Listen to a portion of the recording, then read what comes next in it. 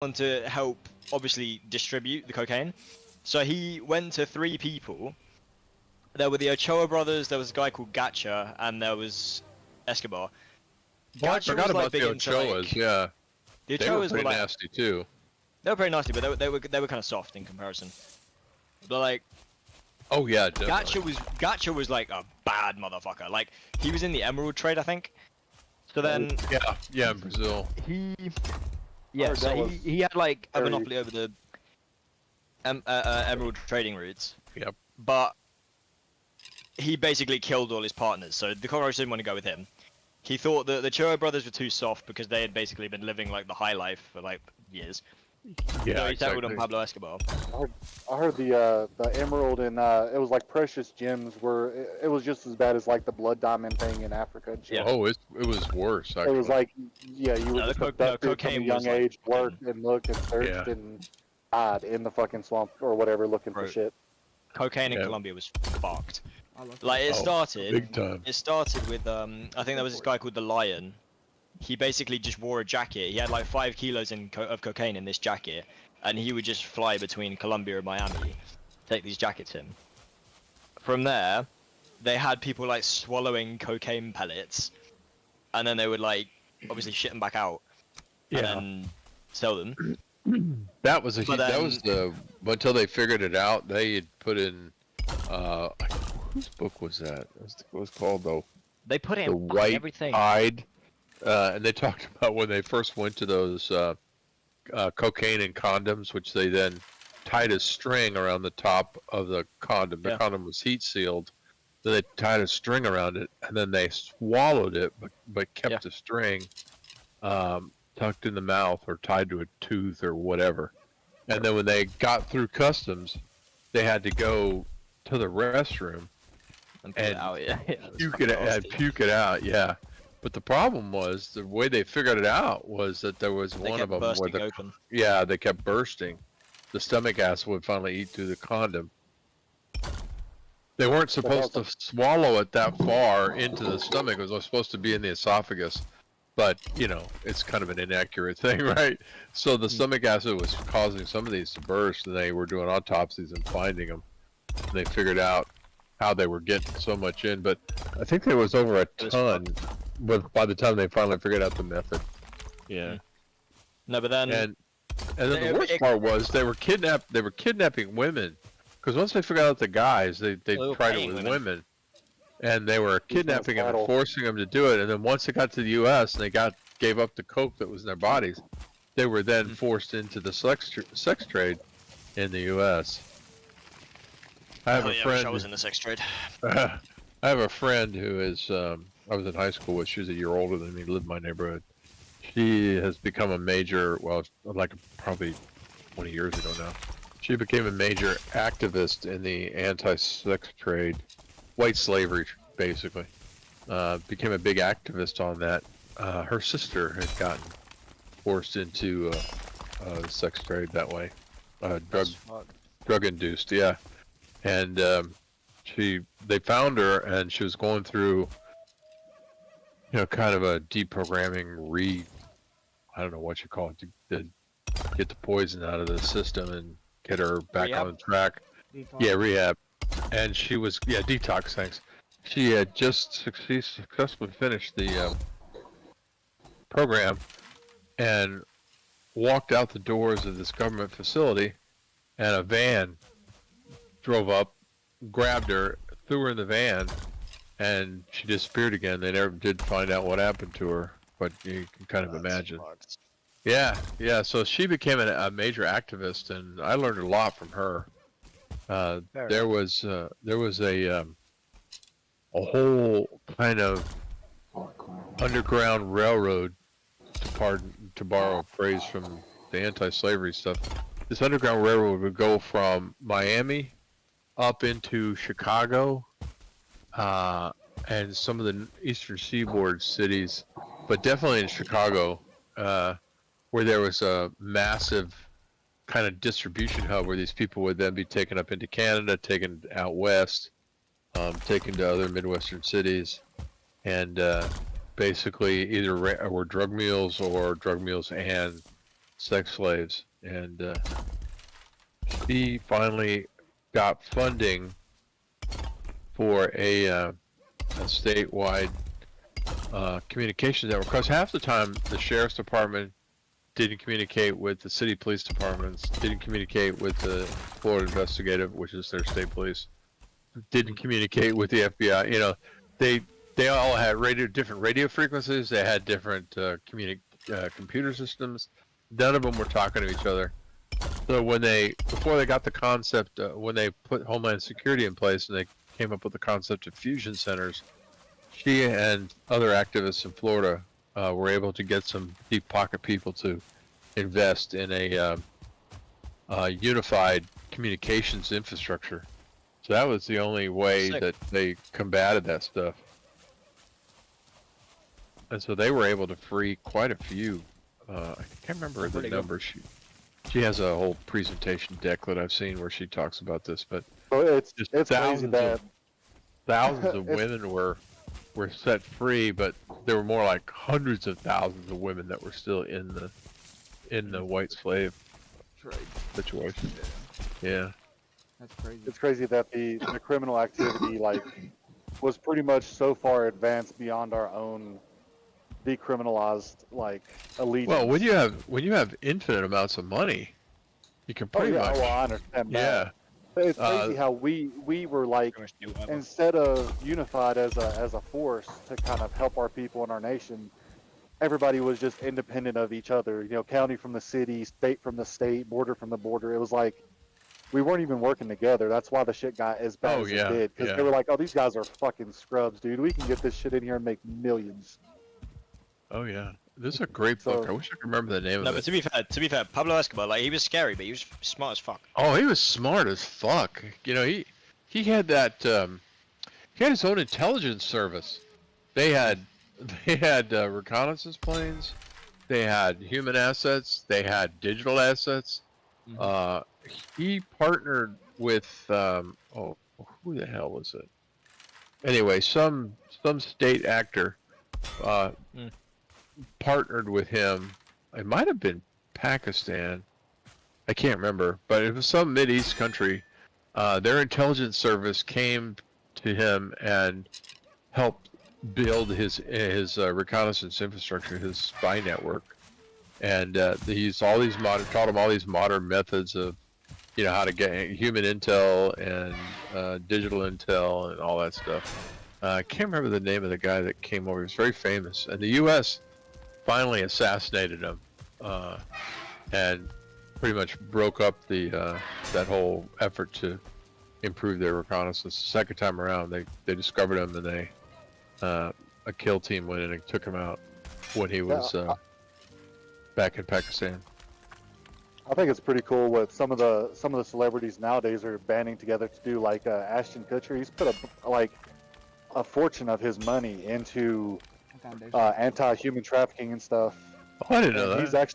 He's making a small difference. It's a very small difference, but nonetheless, it is a difference. But he has law enforcement going to him to help find these people. Yeah, he's created a secure network of ways to find people that are in the business of smuggling Cubans and pretty much everything else. And when the CIA or whoever it may be cannot find said person, they actually go to him and hire him. No shit. I didn't know. And he's helped on a lot of cases. And he's been in I don't know what the highest court is, but I guess the Supreme Court. He's been in there talking to them about what his company does, because they're like, should we be trusting you with this? Should we be trusting you, a celebrity, with this type of intel? And he's like, you know, he made a huge, I'm not even going to attempt to try to re-say what he said, but it was heartfelt, and everybody was just like, no, dude, we're on his side. He should be fully eligible to do this, because he was against it from the beginning anyways. Yeah. And as his money grew, his hatred for it has grown. Yeah. Well, the guy that impresses me is from Good Will Hunting. What's his name? Matt Damon, with his campaign to bring fresh water to people. He's definitely put his money where his mouth is. He Can't remember He the didn't name. pull of an it. Angelina Jolie and just go pick up 6 kids from Ethiopia and then like, oh Yeah, yeah, exactly. I'm doing my part. Like, bitch, you got millions of dollars, and then like none of your kids are even in your trust or anything. Yeah, yeah. Hey, get off my pole, Jarvin. I'm trying to build a pole. No. I'm trying to My build a pole. pole. It's my pole. He's trying to sell your wood. Hey, did you see that video where the guy chases a deer and jumps on its back and rides it around? I about fell out of my chair when I saw that. I got another bedroom made down here. Senor. Oh, cool. Good. Wait, why is my hammer floating in the air? That's weird. Hey Jarvin, come look at this. Yeah, If there's get another off, fucking trap down there, I'm gonna fucking get off my pole. I'm gonna beat the shit out of you. To your right. Then jump up over it. There's gotta be a way to get that on Little bedroom. It's very cool. Yeah. Like if I place this right here. Hold up. Here, hop back in there real quick. See if I can do if this works. Let me get this. Try to open that gate. Ward. Well, boys, I will be right back. I'm gonna run into the this beautiful truck stop. You a big ass dildo. Did you try and lock me in? Yeah, I did it. Take me a huge shit. Oh yeah, he Asshole. like pushed the whole fucking mountain on top of me yesterday. Pop! Man. I made it. Oh, you might want to claim your new bed. I give you a- Asshole. Claim your new bed. No shit, I got a fancy bed. It's a dragon bed. I accidentally destroyed your bed.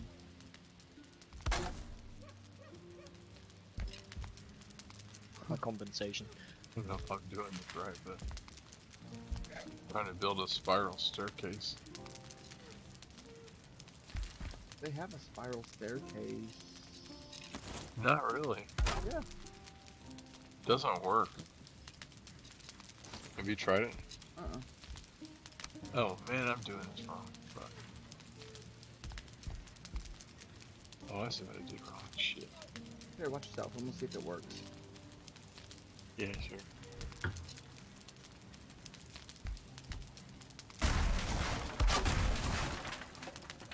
Oh shit, Matrix is here. So I think I just got a friend request from you, John. Hey, Matrix. How do Yeah. I accept it? How do I accept it? Where to go? Wait, Matrix, Oh. you on Tarkov?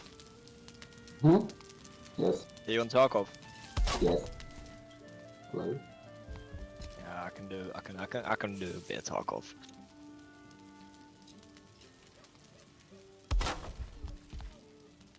I can do a bit of Tarkov. Is that your spiral staircase that you wanted? Hang on a second. Zod. Oh, pending. There we go. Got it. Okay, cool. Thanks, man.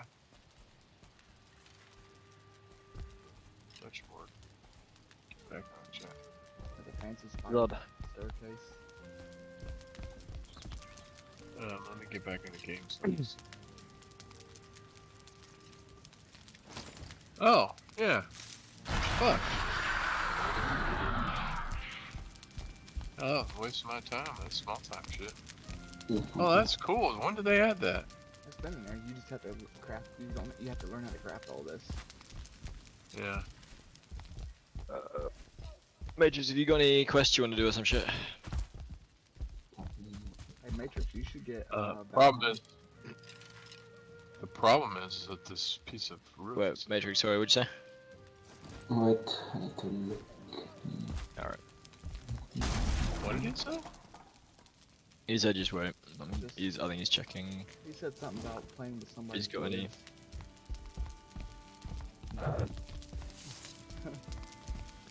Wow, this is cool. Oh, cool. Zod, Okay, guys. I'm actually gonna I'm gonna show you my favorite reason, or my best reason I can give you to get Tarkov. Yeah, just give me a second. I gotta answer my last call. Sorry, guys. We'll be right back.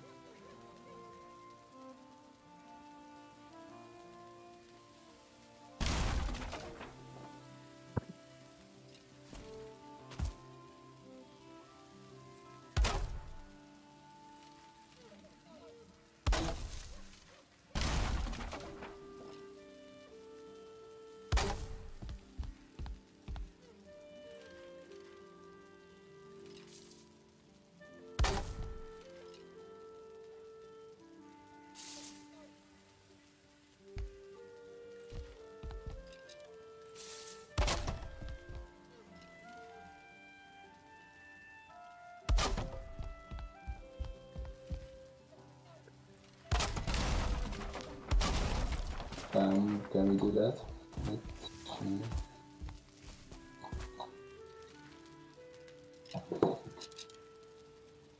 Oh shit. Okay.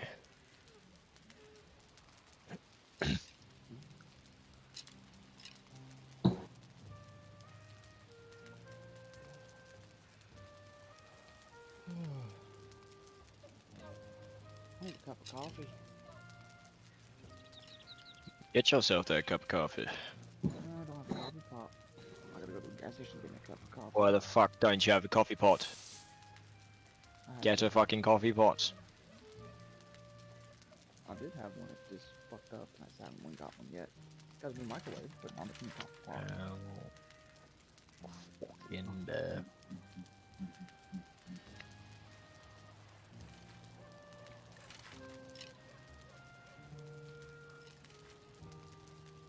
I have to turn my little space heater on down here because it's chilly. My furnace is fucked up. the cool.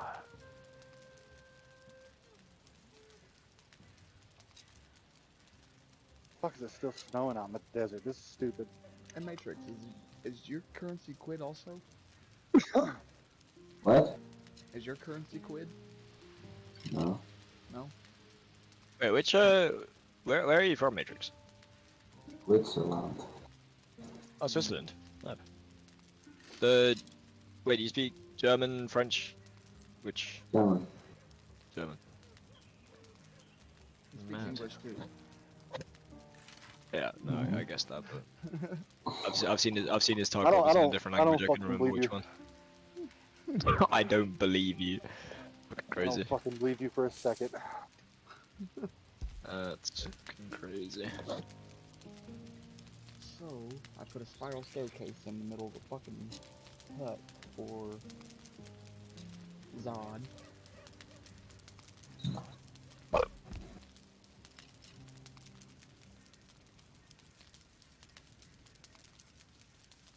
Man. I was just trying to go in there and use the potty, and all of a sudden there's like 20 people backed out all the way around the fucking bathroom. I said, yeah, no thanks. Oh, gosh. Hey guys, you know what we need to do is we need to find the Black Forest. Because that's Look the where... woods. You know what you need to do, Zod? You need to get Tarkov. You said Black Forest? Yeah, we gotta find the Black Yep. Forest.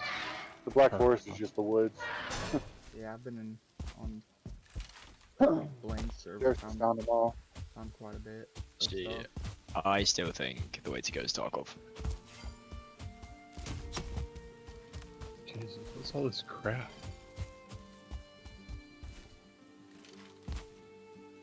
Blaine, are you playing?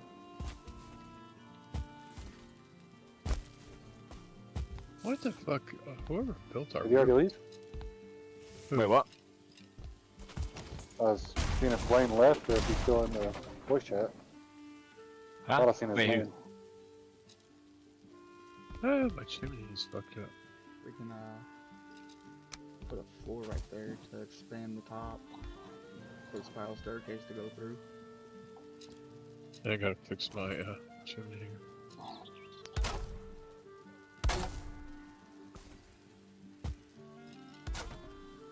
That sucks. Sorry, Robbie, what were you saying? Oh, I was seeing if Blaine was in the server or if he'd already backed out or not. Oh, I have no clue. I haven't seen Blaine. No, he's in voice chat, I think. Can't hear him if he's talking. No, here. I didn't see him in here. Oh, the corner of our roof got fucked up bad. Is it? Hey, Yeah. Blaine, can you hear us? Easy.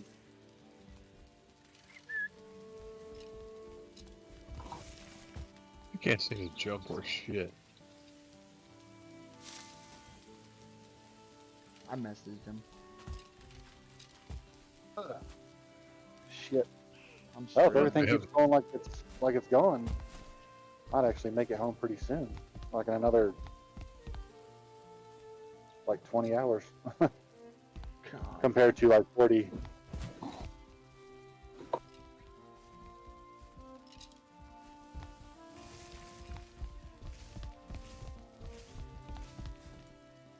I've gotten so bored with watching shit on Netflix and Hulu and every other, pretty much every other provider you could think of. Now I've just got like 2 home screens full of like anime and shit. Oh, Yeah, I'm like fucking. you have to be desperate to watch anime. I mean, Yeah, I stopped. some I of it's stopped watching pretty it a long good, time ago, but most of it's wacky as hell. yeah, I mean, I stopped taking as much of an interest in it when I was a little bit younger. Yeah. And then here lately, I was just like, I can't find nothing good to watch, and at least it's something to watch, or at least have going for like background noise. Yeah. So I've been watching like all the new animes that are coming out. Oh, my daughter and I watched Full Metal Jacket. Yeah, Full Metal Jacket. That was awesome. Full Metal Alchemist.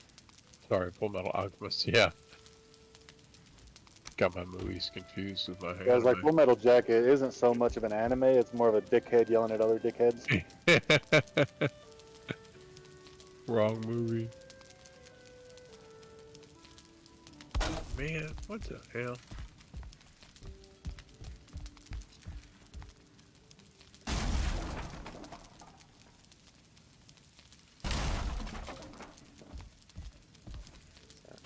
Jeez. Magical staffs. Yeah, I still haven't watched that one, but I've watched. I've watched probably like 20 or 30 in the last 2 months. I'm telling you, you should really check out Full Metal Alchemist. It's quite good. I've seen it. It's pretty good. I like it. I like. I just got off the Jujutsu Kaisen, and that's gonna be a good fucking show whenever, if they ever come back and make another season. It was phenomenal. What was it called? I just got disconnected. Jujutsu Kaisen. Don't know that one. Kaizen. Kaisen. Sounds familiar, but I can't remember Can y'all hear me? if I. Yeah, I can hear you. Oh yeah, I can hear you. Okay, that was weird. Let's see. There's a whole page. Hold on. Some of them, the names are. It's like a fucking sentence. It's not even a title. Disconnected me. Like let's see. This one's called "I Got T-Skill in Another World and Became an Unraveled." Unraveled in the Real World. That's a pretty good one. I haven't. My daughter was big into anime, so I watched a lot of stuff when she was younger. But I haven't seen much of it lately. The Misfit of a Demon King. The Beast Tamer, Shangri-La, Frontier. What's the one? Guy who walks around with this giant sword, dispatching demons. Bleach. That's like Oh. 80 of them. Bleach, Oh, yes, yeah, Bleach.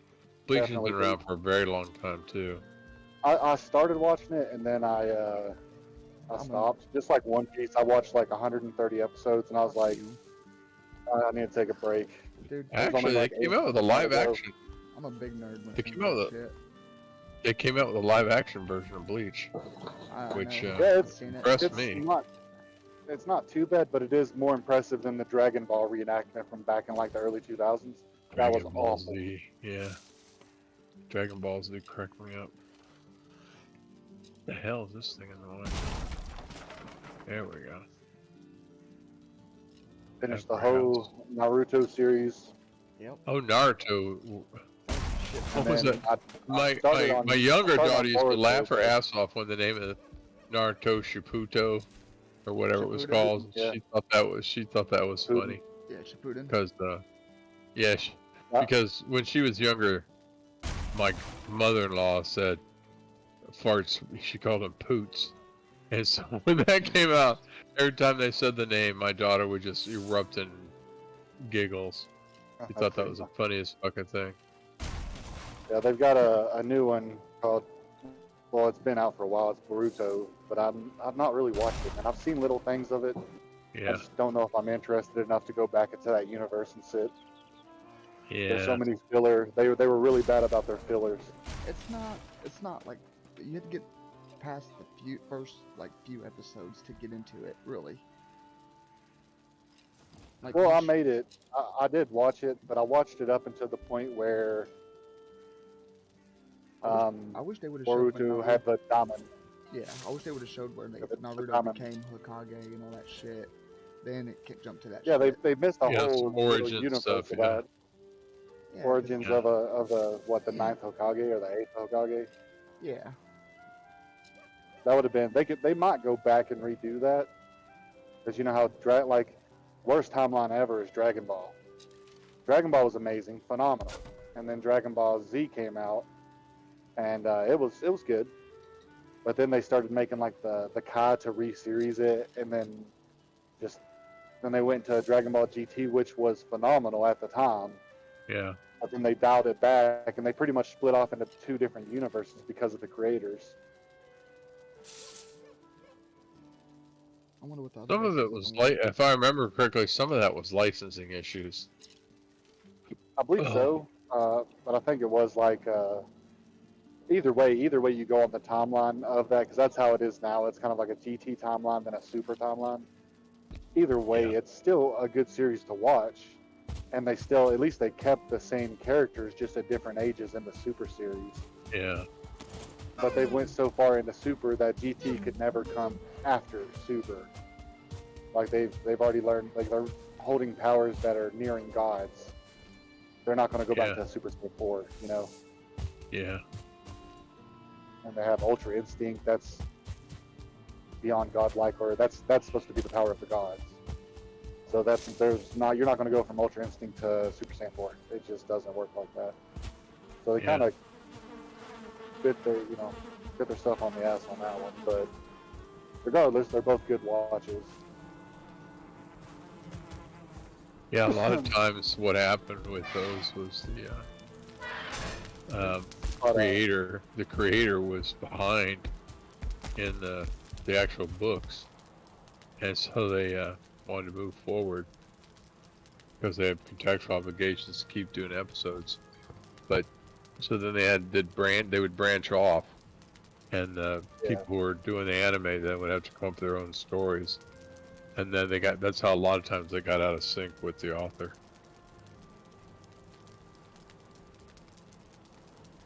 When I was in Japan for a while, off and on, I'd love different to go there visits. and experience the culture. Oh, it's pretty freaking amazing, dude. Let me tell you. It's, I have a very, lot of friends that would want to go to China or something, but I'm more of like, I would rather go to Japan. Japan is I- one of the most fascinating places I've ever been. Japan is sick. Yeah, that's where I want to go. That's because I'm a big I heard into that. Japanese culture. Where? I- Japan. What's sick? Oh, just in general, yeah, true. But there's places in Japan that are better than Tokyo others is- to go. Just the best city I think I've been in. Oh, Tokyo is Not- fascinating. Tokyo's My mad. biggest fear though is like, Tokyo. I want to go, but I would be too afraid to like do something out of pocket. Like I've always wanted to go to Dubai. I But would you actually have to take a do, look like, a at class. You have to take a class to learn their laws when you go to Saudi. It's fucking, Yeah. their laws are ridiculous. There's no, any Yeah, type of some of public those- display of affection can get you killed, literally.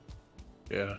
You gotta wash your car. No, but I think if you're gonna go to Japan, definitely do like look at some of the cultural things. But I don't think it's as bad as that. Like you're not gonna get Saudi- killed if you the- fucking do anything. Well, yeah. It's Saudis wanna it's be, mostly just being respectful. It's like don't talk loud on train. Don't like litter. Don't. common sense. You don't want to talk loud in Do public. Yeah. period. You, They're Yeah. very not only for the fear uh, of people hearing you, but They're very respectful. just to be humble. You know. yeah, they're very respectful. Matrix, you ready, by the way? Space and Yes, we can. like you don't get in What are we people's doing? faces. Streets. Yes, we can do that. Awesome. But what's interesting to me is how intolerant they are on certain things. Like Yeah, they're like one of the racially. most racist countries on the planet. Oh my god, it's crazy. Absolutely crazy.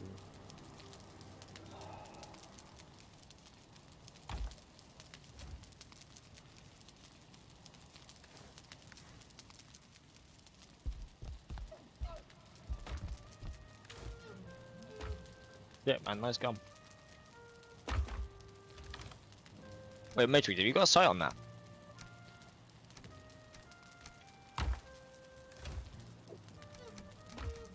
And then the place I'd like to go is just Scotland because of I like stuff that I've seen and read from their history and stuff. I'd like to go see like the ruins and shit like that. Sorry, which country was that time? Scotland. There's a former United States senator out of somewhere in the Northeast who wrote a book that was basically the history of the Scot Irish, as kind of a precursor for coming for the Scot Irish presence in North America. And man, that was a really, really, really good book. And plus, he listed a number of books that he read that influenced him in his travels and in his writing. And I bought a couple of those. One was called Steel Bonnets, mainly because my family tracks back through some of these borderland Scots, and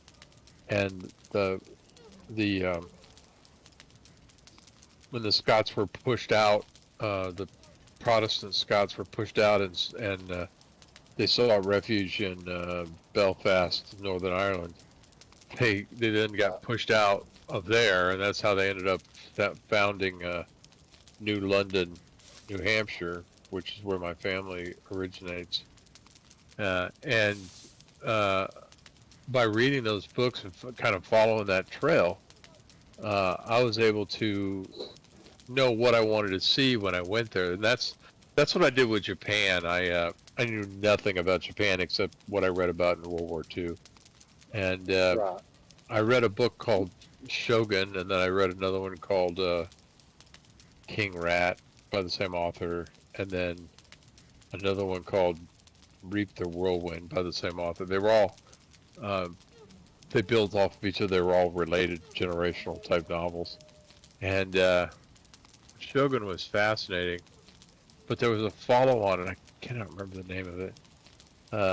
That was took place more in modern times, and he just put so much interesting stuff about Japanese culture and places to visit and what to expect to see when you go. It was almost like a travel log in some cases.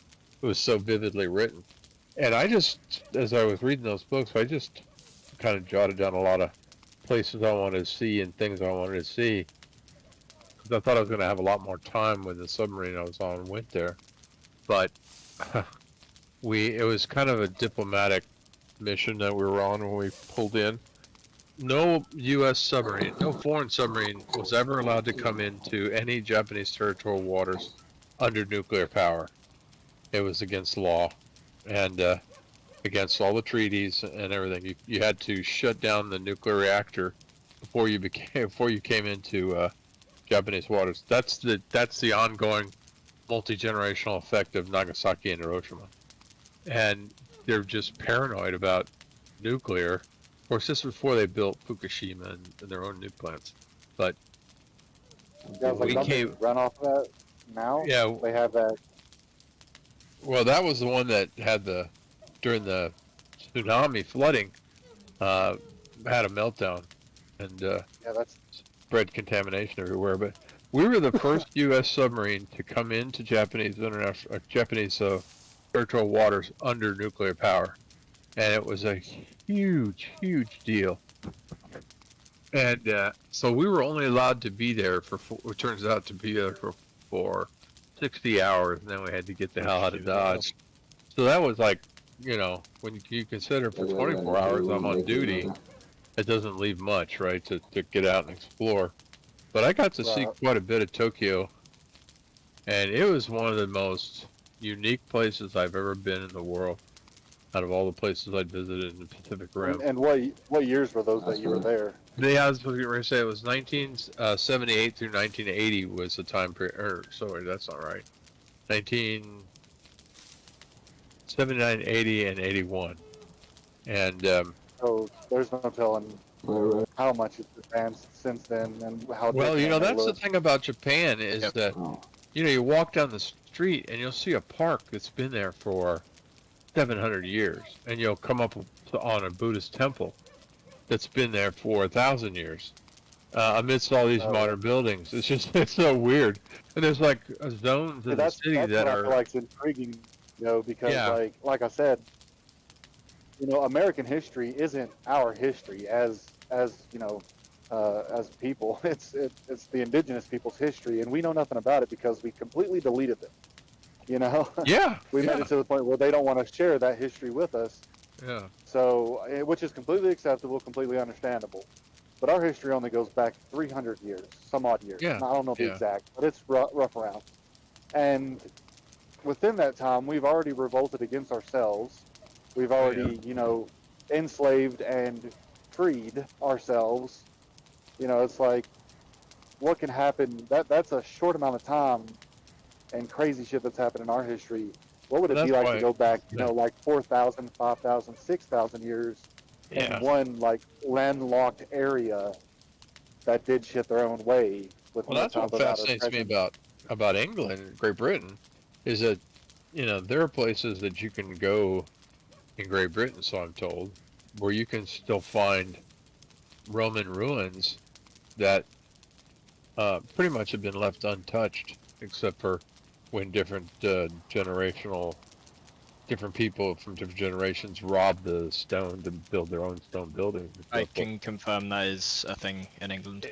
Yeah, and so now what's happened, I guess, is that a lot of those have been discovered, and the architectural Like the efforts landmark are there to uncover them and to reconstruct some of them. Like I want to see Hadrian's Wall. Hadrian's I Wall know is there's- cool. Yeah, and and then also too, right around Hadrian's Wall, and I can't remember what county it's in or what part of England it's in, but there's actually a full Roman city that I think now 3/4 of it has been uncovered, and some of it has actually been reconstructed. Like one of the temples was reconstructed, What's your and name? a barracks I think has been Nice. I reconstructed. think that was a scav. I can't remember what the name of it is, but you might know it. This is pretty like. Oh, and also I want to see the rose when they Oh, I need this they guy. got I covered. would like to know. Go ahead, I'll let you finish. It's just that in I think it's in the Thames, they discovered the Rose, which is a very famous royal ship, and they raised it, and I think now it's completely intact in a museum, a seaside museum. I'd love to go see that. I would like to know the locals, like I guess conspiracy / opinion on like the catacombs and shit, because I've always heard so much about those, and I like killed a scav on the road. Oh, in never Italy, you understood- mean? In Rome? yeah, was it Italy or France? Yeah, Italy's where all the catacombs are. In Okay, Rome is Italy, yeah, I didn't know No, if but you it have was like, catacombs. You have I think- catacombs across. and Paris too. There's quite a few there's quite a few I in was talking Austria. about the Prague. yeah, there's I a was lot. talking There's about very the famous the ones. Paris. Oh, really? I didn't know that. So Prague has catacombs? Yeah. Shit, I didn't know that. Because- Now, Yeah, that I would went be into, interesting. I went into an internet deep dive on YouTube about catacombs, and of course, YouTube's like the worst Oh place yeah. to get information, Yeah. but it's also the best because it's always going to hit you with God, conspiracies and what's this monster living in the catacombs? It takes 3,000 people, yeah, blah blah blah. Yeah. And we got mountains where people disappear all the time. I'm Yeah. not saying Exactly. directly it's Bigfoot, but you never know. Yeah. Exactly. Well, you know, we Well, just my then- wife and I just watched something on Texas Parks and Wildlife, one of the shows that's sponsored by them. I think it's called Country Roads or something. Anyway, they're talking about an effort to identify, mark, whatever you want to say, Across the street. Indian signal trees, which I think knew about that's as a kid growing up in Indiana. We had Indian mounds, what they call snake mounds, and just regular mounds. But they also have There's these so many stuff message going on. trees, which they train to go into odd shapes. And as they grew, they became like a pointer to where there was water, or Like a pointer to landmark, where there yeah. was flint, or something of value to them. And here in Texas, the Comanches also use them, which I didn't know. I just learned that like this last week, and there's a fucking huge sick, effort Colin. now to preserve them. But to your point of American history, it's just so superficial. But some of these trees go back, hundreds and hundreds and hundreds of years. Like they would take young oak saplings and bind them into these very odd shapes, Left side. and then they would be pointing to mostly He's water. running up the street. Right. And you gotta think the time that it takes for a tree to grow to where it could be What ammo are you using? Yeah, exactly. manipulated and stuff. It's not just a 10, 20-year thing. It's a multi-generational thing. Yeah. If you hold Alt and T, if you press Alt and T when you're out of your inventory, you'll be able to check. That coffee's good. Which one is that? That's decaf again? What's old and tea? If you need to come out of your inventory. Hey, Or press Alt and T. Karis, are you still on the server? Uh, Oh, I see your character no. just standing in the house. Are you? Which ammo was it? He's probably AFK. I haven't heard him in a minute. 5, Yeah, I think you're right. 45, 39 millimeters.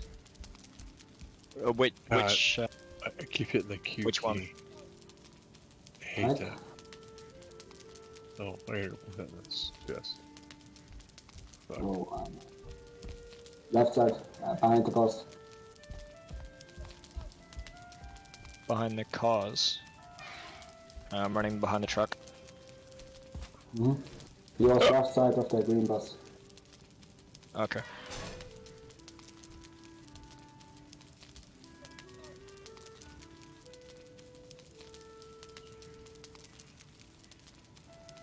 It's crazy. We've New certainly- Mexico is like on one side of the interstate. It's just fucking snow, I can hear someone. barren mountains, and then on the left Oh, side yeah, it's he's just desert mountains. Yeah. Crazy. Oh, there's one. There's another one to the left. Drop- What on the highway is border that? biome. I-40, Which one? Interstate 40. Oh, okay. Move That to the goes left east-west, of- right? Yeah, let's see if I can. I'll try to show you what I'm seeing right now. I'm empty.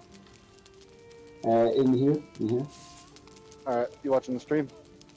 No, but I can be. Like, Just give me a second. yeah, it's like. Oh my aim, what I am. Give me 1 second. Where All right, to tell me go? when you're on. There's a scout with a really big backpack here if you want it. Where are you exactly? I'm just like kind of behind one of these. You right click Sorry, to watch behind the you, behind stream, you. Or do you just? Uh, Oh, here it is. Sorry, to your left now. Wait. Ah, I can't that's seem to watch the okay. stream for some reason. Is this this one here has a really big backpack. Mhm. Yeah, it's like snow mountains over there, Oh, holy hell! and then just desert over here. Straight. Wow. Is that the Sonora Desert? Sorry.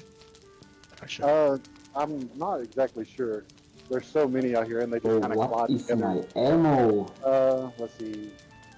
where the I cannot wait, hit so- him. Jeez, look at that vibration. Yeah, it's I just cannot like hit wow, him. What is my Yeah, ammo? Wow. ridiculous. Look at- Laura, come look at I this. to be shot him. fair, it could be your ammo. Yes, I believe so. Wow. And then Oh, over here, I'm hit. as soon as I get And past what? this bridge, And what highway did you say this was? I-40. 140? yeah, you I-40. look like you can touch the clouds up there. Desert? That mountain then is just snow. like Can we go somewhere in? I need to reload. Wow. Sorry. Is back that there's still no- California, Go Robbie? somewhere in a building. No, this is New Mexico. Blue. Oh, New Mexico. Okay. Building. Reload. That was the thing I Sorry, thought bud. was interesting about Arizona. Sorry, what'd you say? It's kind of in like I'm a in the base, building. Building. like in a Oh yeah, in base. the building. I'm across the street in like the fresh. I'm in like a fast food restaurant. Just looking at like what is. Yeah, you're good. Wow. That's I cool. don't know. I want to see what Jordan's doing.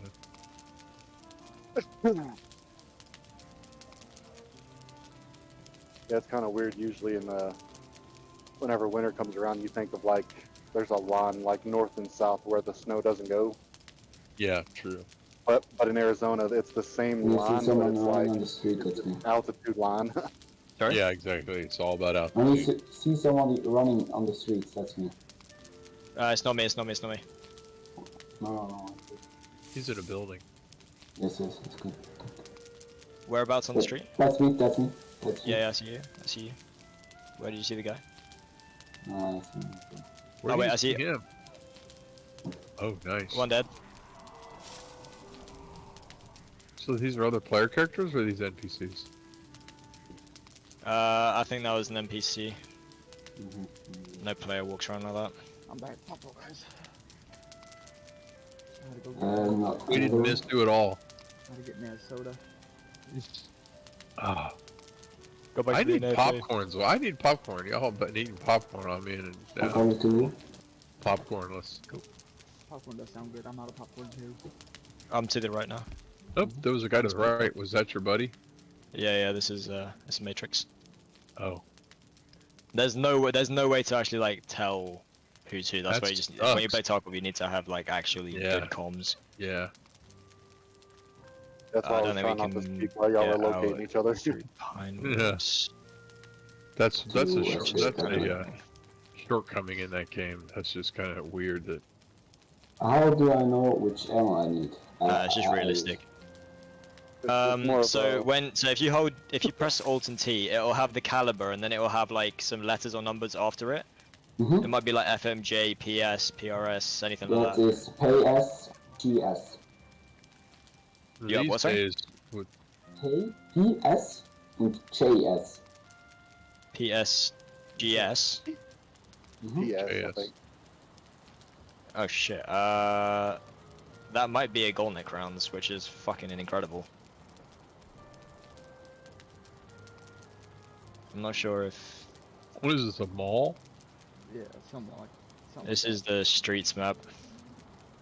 that. It's a like a mall area. Yeah, in this game, it's not an open world. You can't go into different biomes. You pretty much just drop in a certain specific spot. Yeah. And if you go and it's outside the limited. border, they instantly, NPCs or something snipes you and kills you instantly. Yeah.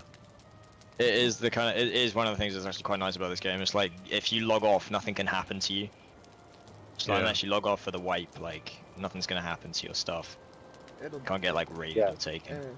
If It's you in your log off stats, for the in your dashboard. wipe, then when wipe hits, it does. Well then yeah, then you lose. Then you lose everything. But like Well, yeah, but that's just the nature of the that's like life, right? months. Yeah, it's like 5 or 6 months. It wipes twice a year, something like that. Yeah, Or exactly. unless a big update. So is it like hits. is it an instance dungeon where basically it's set up fresh just for you guys? It's No, there's all skills, like all skill levels. yeah, you can drop into a. So I'm like level 24 now. You can drop into raids with level like 60s, level 1s, level like whatever the fuck people are. Yeah, there's been raids where we've went through and we've cleared out 2 or 3 teams, and then there's been raids where as soon as I get in, I'm just shot. Oh shit, we're back here. Oh, I'm level 15. Just like a giant fucking leap.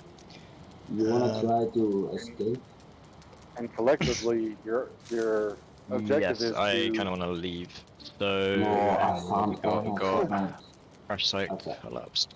Frank, give me a second. I'm just looking at Oh. where we can fucking Yes, extract. I need to I find ammo. he's using for this my map gun. app. Yep. So yeah, your Wait, your what street? objective is to drop in, finish any type of quest you may have in that region or for that person, for Uh-huh. these different traders, and then to grab as much high value loot as you can, Oh, I need a fucking. and then extract. yeah. So you keep all that loot. From there, you can either sell the loot, put the loot into your safe house to upgrade it, or make money off of it, and then, or just keep it for use later. Okay, I've got. I think I know where we can go. Which would be a decent extract. I'm kind of off shooters. I haven't really.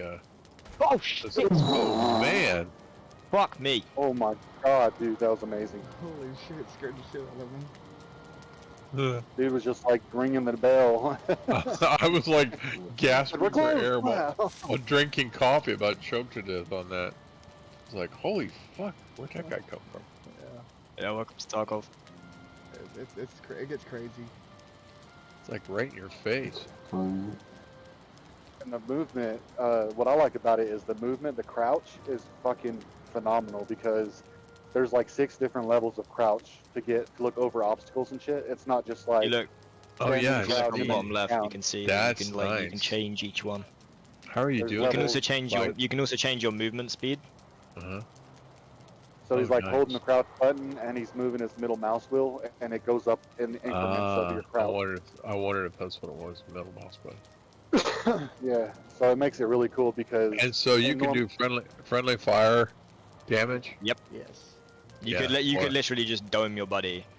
yeah, my Yeah. first game I And, killed like- Darvin. It makes Feel sorry Yeah. about that. It was Yeah, under so- odd circumstances. I was new to the game. Left side, left side. Yeah. On the roof, on the roof. Dead. Chris was like, "I've been Did shot." you just and get sniped at from? Oh yeah, there he is. Good shit. Is this somebody you know? No, it's a sniper scav. That's an AI.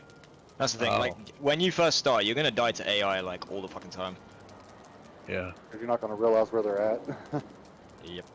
Now, And there's is no there a top pattern that left they indicator typically either. follow, or is it totally randomized? You know, like in some games, you can tell the Good lord. you Back to can my left. identify a Okay. pattern. I want another one. He's double tapping. Right and left. Dude. Fuck it, I'm running. Yes, yes, yes. Can you pull them out of hiding? Like, is he gonna follow you blindly, or is he... I'm I mean, I hope so. Oh shit! makes- Hang on, wait. I'll be able to cover you. Give me a sec. Yeah, you lost your angle of attack. Where the fuck's the scav? on the street Oh, behind the black car. And one is right. One dead anyway. Was it? Yeah, take go. Can you med? Yeah. I'm getting pushed. I'm getting pushed. I need to run a little bit back. There's a guy like on I'm the dead. sidewalk. Oh fuck. Oh, he's pushing hard, isn't he? Left building, left below. I'm at the back.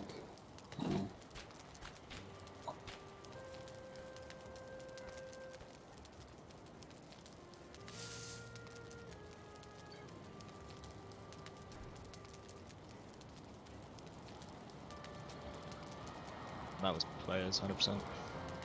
What I was trying to get at was, are these static maps, or do they change? Like if you Oh, play they're this map, I'll show you sort of in the menu, but like the maps don't change, but there's a few you can choose from. And even in the, it's not like Battlefield, like how you can blow up a building and it changes or anything. It's pretty much just like you said, static. Player scav. It is what it is. It doesn't change wherever you drop. If you learn that area, it'll be the same next time. like Call of Duty. Yeah. But I think the drops. may Please do change not where they compare drop this at. game to Call of Duty. That is like calling Picasso to a 2-year-old's fucking. No, Google. I wasn't comparing the game. I was comparing the Maps. technique. Yeah. Yeah, Oh, No, but to be fair, in any way, like, no fucking Call of Duty map is nowhere near as in depth I as have- this. No. if anything, the closest map type you could compare to would be more of a Battlefield type map. But Yeah. like I yeah. said, That's there true. is no there's no destruction. There's no Yeah. type of tank destruction or Like tank you're not gonna wall. blow the door off a building so nobody else can get in. Yeah, Yeah. you can't I mean, hit it so with that a everybody grenade can and it get in. blows out a wall. Yeah, Yeah. Yeah. it's stationary, pretty much undestroyable. Yeah. It's hard as fuck at the beginning of it. And that's what I like about the way they did the crouch too, because Maverick most died? games they kind of have this thing. So Who's so it? like So what just happened? Call of Duty, Battlefield, He extracted. whenever Oh, you okay. crouch, yeah, you have to go to a certain. It's not marked. It's just you have to know where it's Gotcha. at, and then Gotcha. it'll come up in the bottom, the green. Yeah. You can see But, yeah, which so, like- extracts you have because there are like a shit ton of them dotted throughout the map. Yeah. But Yeah, You they're just need around to the kinda edge know of the where map they most of the are. Sure. hence having a map helps. time. But yeah. So the way the crouch is built in this game, it's like Call of Duty, Holy Battlefield. fuck! Okay, how many kills you got? 14 scavs. What's a scav? So AI. scavs, they can be AI or player scavs. It But depends. what does it stand but- for? Scav. Like It's pretty Yeah, much it's like a like a scavenger. free- Scavenger. Oh, scavenger. it's a- Gotcha. So Is it it's a free so it's character. post-apocalyptic, so people are out scavenging stuff? It's like war-torn Russia basically. Oh, okay. Yeah. So yeah, Scavenger is more of a, it's like a free character that you can play that if you die, you don't lose nothing of your personal stash. But each But- time then you got to scavenge what you're gonna get, right? Well, yeah, well, there's a time limit on how many times you can become a scav. So like, Every when 30 you're a minutes. scav, whether you go into a map and die instantly or you get out with a ton of shit, Mhm. you can't do it for like 30. Mine says 25 every time. I don't know why, but it's like 30 minutes. I think it's Yeah. It in-game depends time plus on- whatever's left.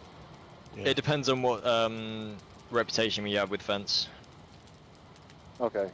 So how did you guys make the custom tiles for your character for your team channel? I mean, for your Custom what? So like when you talk, there's like some kind of character who looks like he's playing harmonica. It highlights that picture, like the picture associated with your name, Jarvan. Oh, Or it's just my Discord profile picture. Wait, how yeah, do you yes. select it? Because mine's boring as shit. Mine's To be just honest, I this- can't Edit your remember how I profile. did it. Oh, it Yeah. should, You just yeah, you just go to your Discord. you just edit your profile. Yeah. It's just So like that- Steam. Just go to Discord, then go to your dashboard, edit your profile, and upload or choose from any type of gift or Oh, I anything see. you want on yours. Yeah, Yeah, I see. it's pretty much like Discord is built on the sense of like social networking, so it's like Facebook. Yeah, Where you you have can friends, choose. you can see who's online, but you can't like status update and shit. I guess you could if you wanted to in like descriptions, but Like Terra says a custom one, clearly. Yeah. How'd you yeah, do he that? made him, me, and Stifler like custom, and then I went and I got my own picture. I took a picture of a Jaeger bottle because that's what I drink. Jägermeister. Egg bombs. Jaeger bomb. Egg bomb. Well, Terrace, how do actually you, drank it how do you make because, custom pictures? Also, Hold up. one thing that I will say about Tarkov, how many other games do you know that have their own economy? A million Yeah, of them. true. Besides like GTA 5, World of that's like Warcraft. non-realistic. GTA 5 doesn't have a fucking economy. I mean literally like a player-based economy. Oh, a Yeah. player base. Okay, I was like, in game, there's like they have like the stock markets and all that shit too. I mean, that's like Nah. All of something them you can make money massively off put of. Well, MMOs technically- pretty much do. technically I wasn't wrong, but when you said community, yeah, that's different. That you're right. Absolutely. Yeah, almost all the major multiplayer games have it. Okay, don't need to kick me while I'm down. Anywhere where there's, custom crafting. Pretty much. He's like, what game? And 20 games come to him. Yeah, it's like every He's MMO like, well, I've ever Jesus, played. fuck my point. Fuck my point. Death. It's just done. I don't even want to. Let me I'm have this. logging out right now. That picture Just let me have this. I've never seen a game like this before. It's very interesting.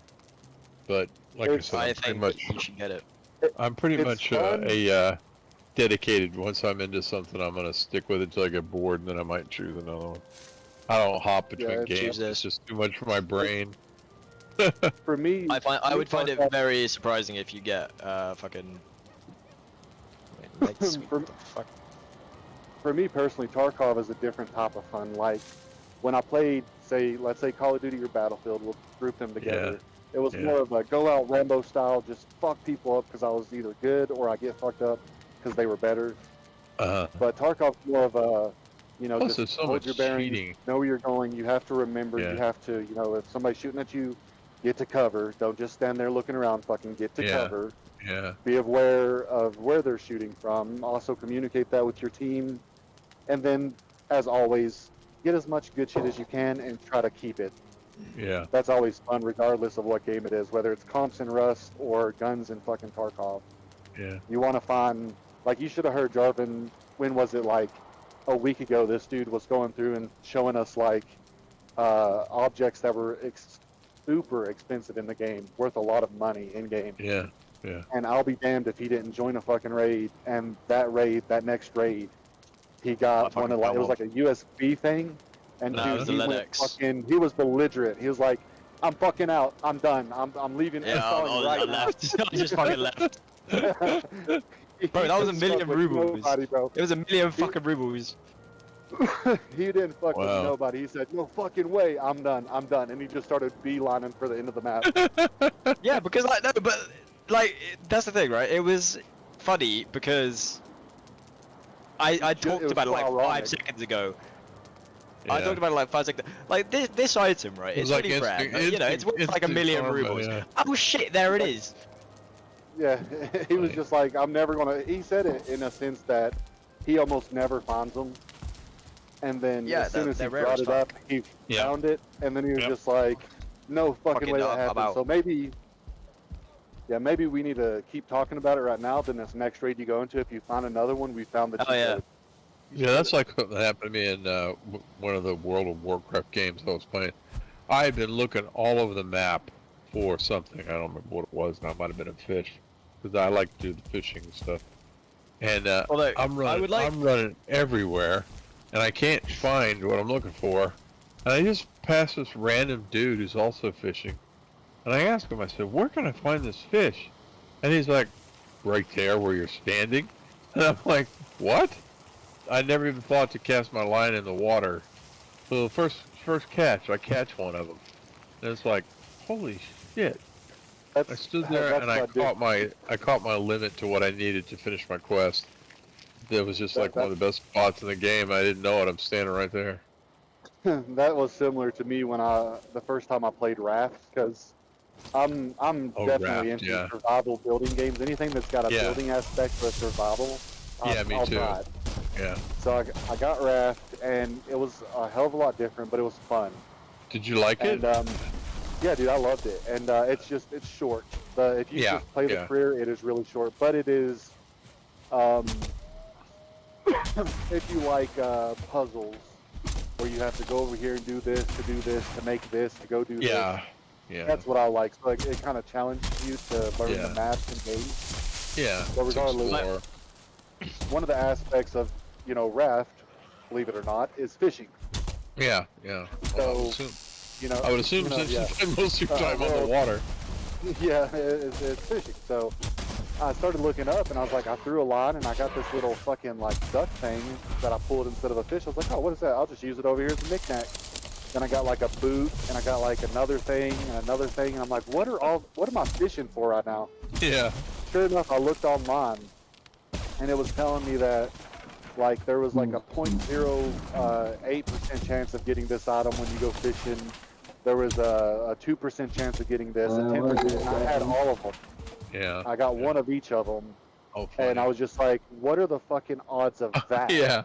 Putting Yeah. them all in like one fishing session, not back to back, but I had like 20 bait, and within 20 bait, I got all the fucking objects that are like Easter eggs, Once I got And- past basic fishing in World of Warcraft, I started winning tournaments, which is a lot of fun because in classic World of Warcraft, there's a certain part of the map where you can, they have fishing tournaments all the time.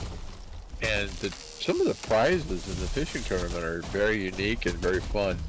Like the first tournament I won, I got a fisherman's hat.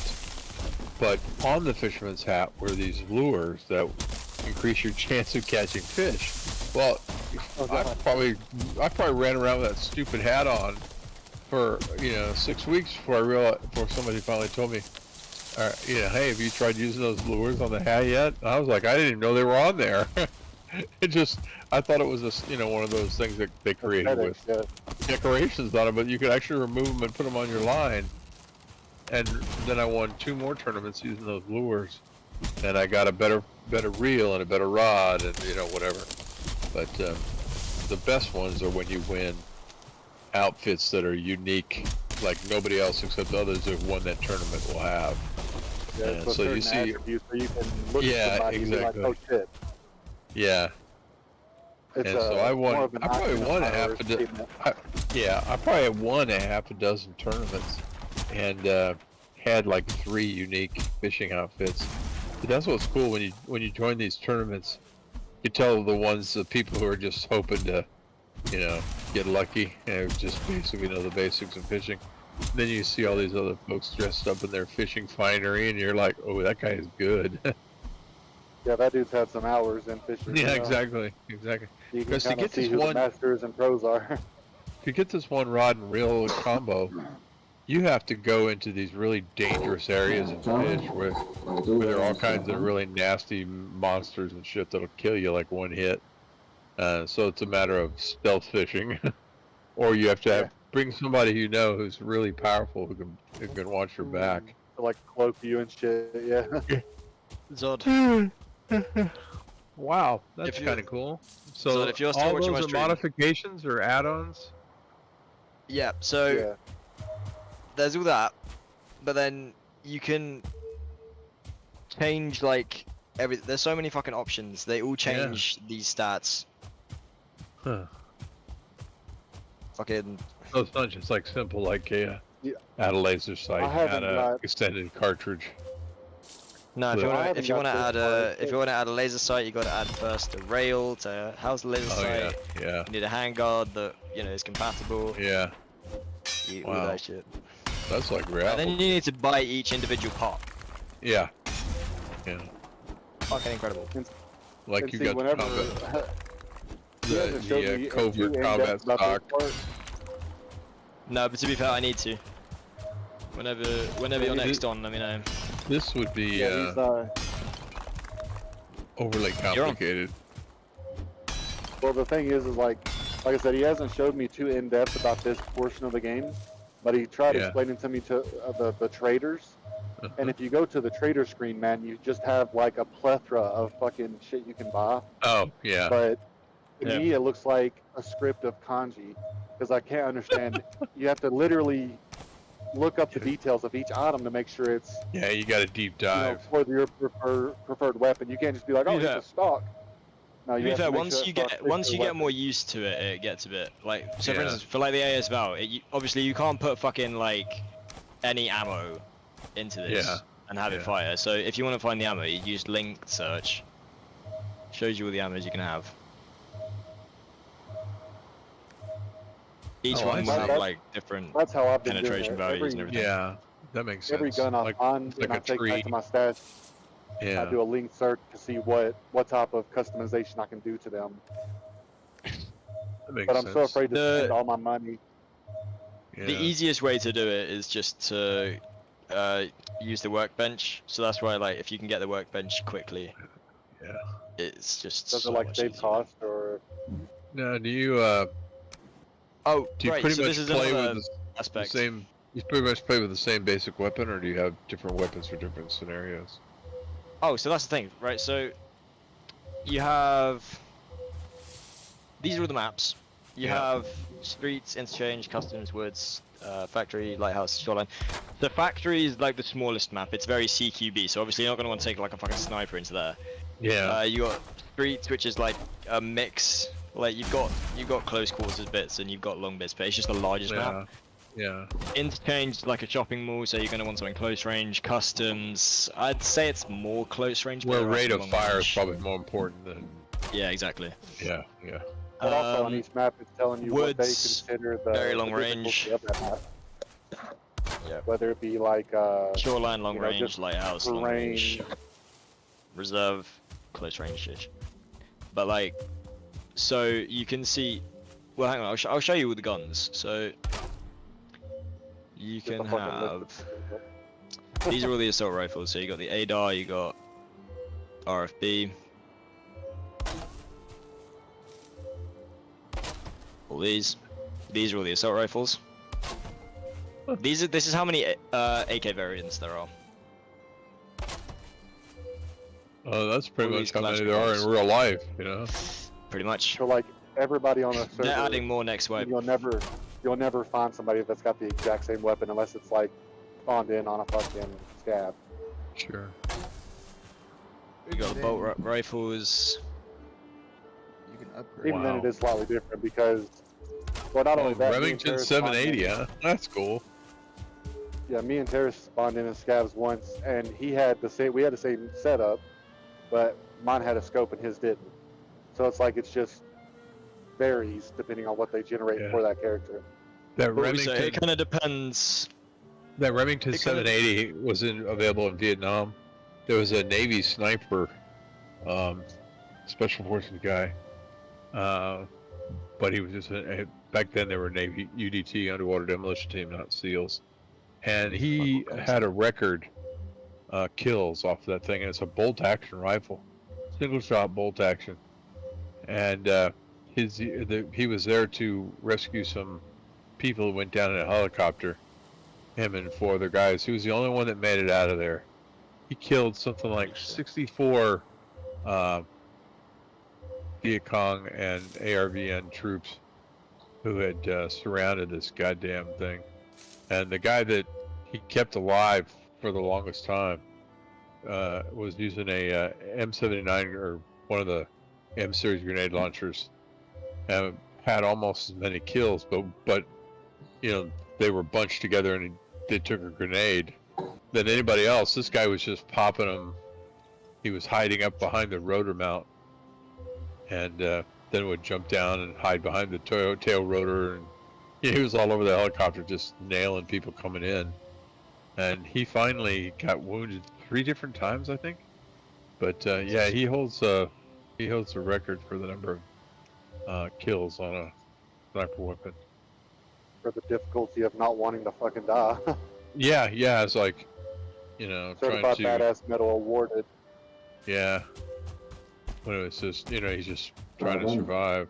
But I remember when I was in the army. oh, that's a cool weapon. What is that? Is that a crease? I thought about trying to go for some sort of sniping thing because I was like, I think that would be amazing to learn, you know, and to do. And then an actual sniper, he was an Army Ranger, he was a sniper. He actually talked to me about it. He's like, do you think that you could look at somebody and see the sweat coming off their brow and just blow their head completely from existence? Yeah. Yes, I can do that easy. He's like, you don't understand, you're not there, but mentally you're right in front of them. He's like, you have to be able to watch that and confirm it. I Yeah. was like, brother, I "God, can do that dang, easy." that-" Yeah, you say I so. was like, yeah, but, I mean, you know, I mean, I could. Oh yeah, no, I'm kidding. saying I could pull the fucking trigger, but living with myself without having demons after that and just like cold sweats. To be waking fair, up to be fair, nightmares. because to be most completely honest, snipers. I think if there's a reason and I know that there's a decent reason to kill someone, obviously in like a military setting, I think I could do it. Yeah, there was a guy, a really interesting character. He's got a YouTube channel. He's another sniper who holds a record. Man, what is his name? In Desert Storm. You know what? I just kind of want to have fun. He's a very exotic looking dude. He's this mixed race and has got kind of a narrow head. I can't think of his name. But anyway, he talks about that very aspect of it. He's like, you know, to you guys listen to this story, it's just numbers. But he said there's a face with every one of those numbers. He said he can go through the sequence of kills over a period of 4 years, and he knows exactly which one was his first kill, which one was his 16th kill, his 22nd kill, because it's a catalog in his head of faces. You've seen the face. You've seen them. Yeah. Not, He said not what? even knowing. knowing Matrix, it. do you want to grab like a grub kit? I'm just feeling like a little factory PvP run. But the thing about it was he said that the problem that you You have don't need is to when ready you up now, start I'm just gonna. asking questions like, was that guy married? Did he have kids? Then you become obsessed over what their lives were and could have been. He said once you start going down that track, you got to get some help. Because he said The it'll simple just act of pulling a trigger completely altered his family's life for the rest of. eternity, yeah, exactly. You know. Cut short, The thing cut, is, you know. is you also cut have to short. weigh the factor of like it's like it could happen either way also. You know. Yeah, exactly. So there's one of my no right favorite and wrong. stories is an Austrian sniper in World War II, which I think is the origin of this sort of mythos, where he was held up in a basically a damaged factory, a factory, and it was one of those ones that was like 4-story factory, and most of it was bombed out, and he was up in the rafters in a corner, and he was basically there for recon and Overwatch, and a military enemy squad was approaching a building where they had wounded, and he purposely made a noise to get the attention of one of the enemy to kind of get him to come over to where he was, and but he didn't expose his position. Like, I don't know, he threw a rock or something. But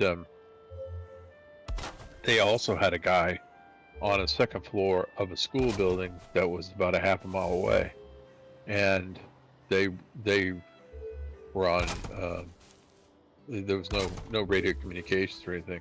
But they were using signals, and they signaled to him that, you know, they were moving their positions towards this factory, and so I guess he began doing surveillance and overwatch on that factory, looking to see where, covering them and make sure they were okay. But anyway, at a certain point, they each scoped each other, and the Austrian was like 1 millisecond faster than the enemy, and he put a round straight through the guy's scope and blew his head off through the scope. And God, what was that guy's name? But anyway, the story's been told a lot about other snipers, but it never really happened, because there was a guy that worked for Reuters who had heard this story and went off to investigate it, and I guess the guy was elderly at the time. This was all many years later after the war, and he got it confirmed that the story was true.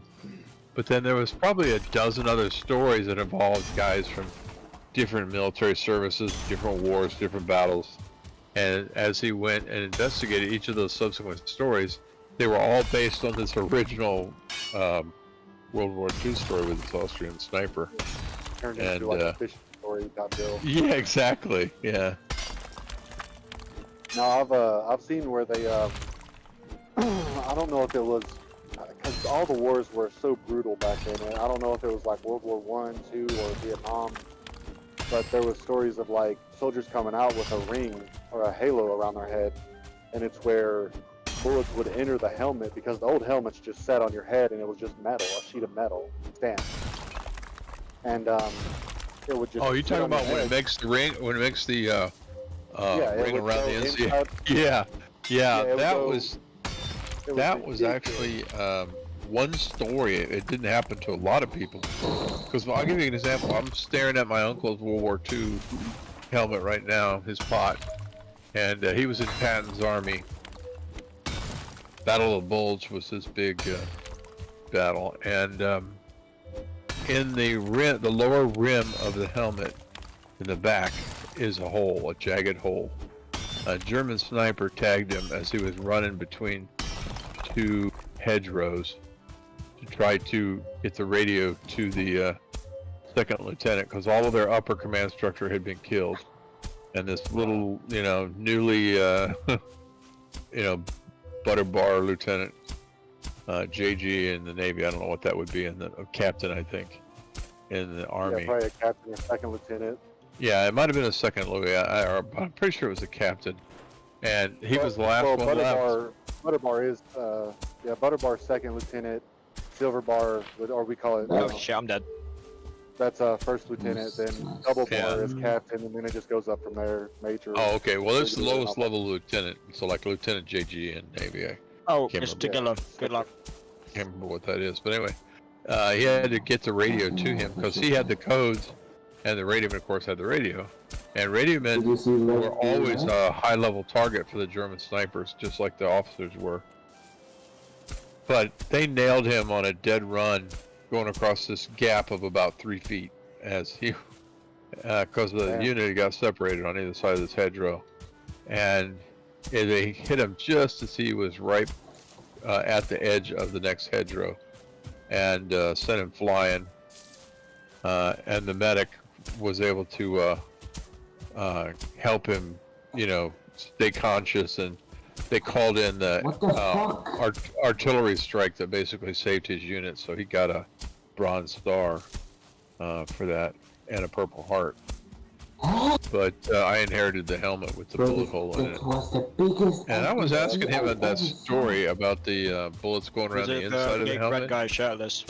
And he basically said, if the bullet penetrates the helmet, you're dead, basically, or seriously wounded like he was, because cost me one it just ticket basically- 3 times and one still running, and it was a real player. Basically, it's just you know, the bullets back in those days were not all of them were strong enough to make it through the helmet, but if it was strong enough to make it through the helmet, you pretty much were dead. It didn't really that whole. He said he never heard of it happening to anybody, but he'd heard the stories and he asked members of his units if they'd ever heard it, because he was a writer by trade. I mean, he was an English professor, but he was also a writer. Right. And See, he said that was like the same story about the tower, the sniper tower. It just yeah, something exactly. that They gets take a lot. done once, their own, something yeah. that takes off into a Yeah. Yeah, there are people I know who survived, like my uncle, where the bullet didn't penetrate all the way through the helmet. Like the force of the bullet was actually stopped, but enough of the bullet made it through the helmet to still create an injury, and they got their bell rung, and probably broke their skull. Because he said he was,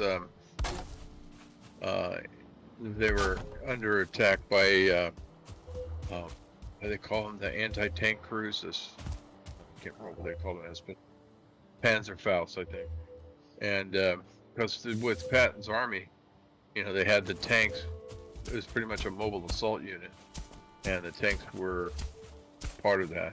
And they were with the tanks advancing through the forest, and the guy next to him took a bullet right square between the rim and the rounded top in the front, and it went right through and hit him in the forehead and knocked him, dropped him, and Gerald thought he was dead, but he had to advance to get to cover, and the guys who came behind him found him, and the guy was moaning, and they saw the bullet in the helmet, and they pulled the helmet off, but the bullet was still lodged in the helmet, and it was still lodged in his forehead, so the medic had to come figure out a way to get the helmet off of his head and get the bullet out of his forehead, because I guess one of the hardest places in the skull is your forehead. So it made it through partially through the helmet and then into his skull, and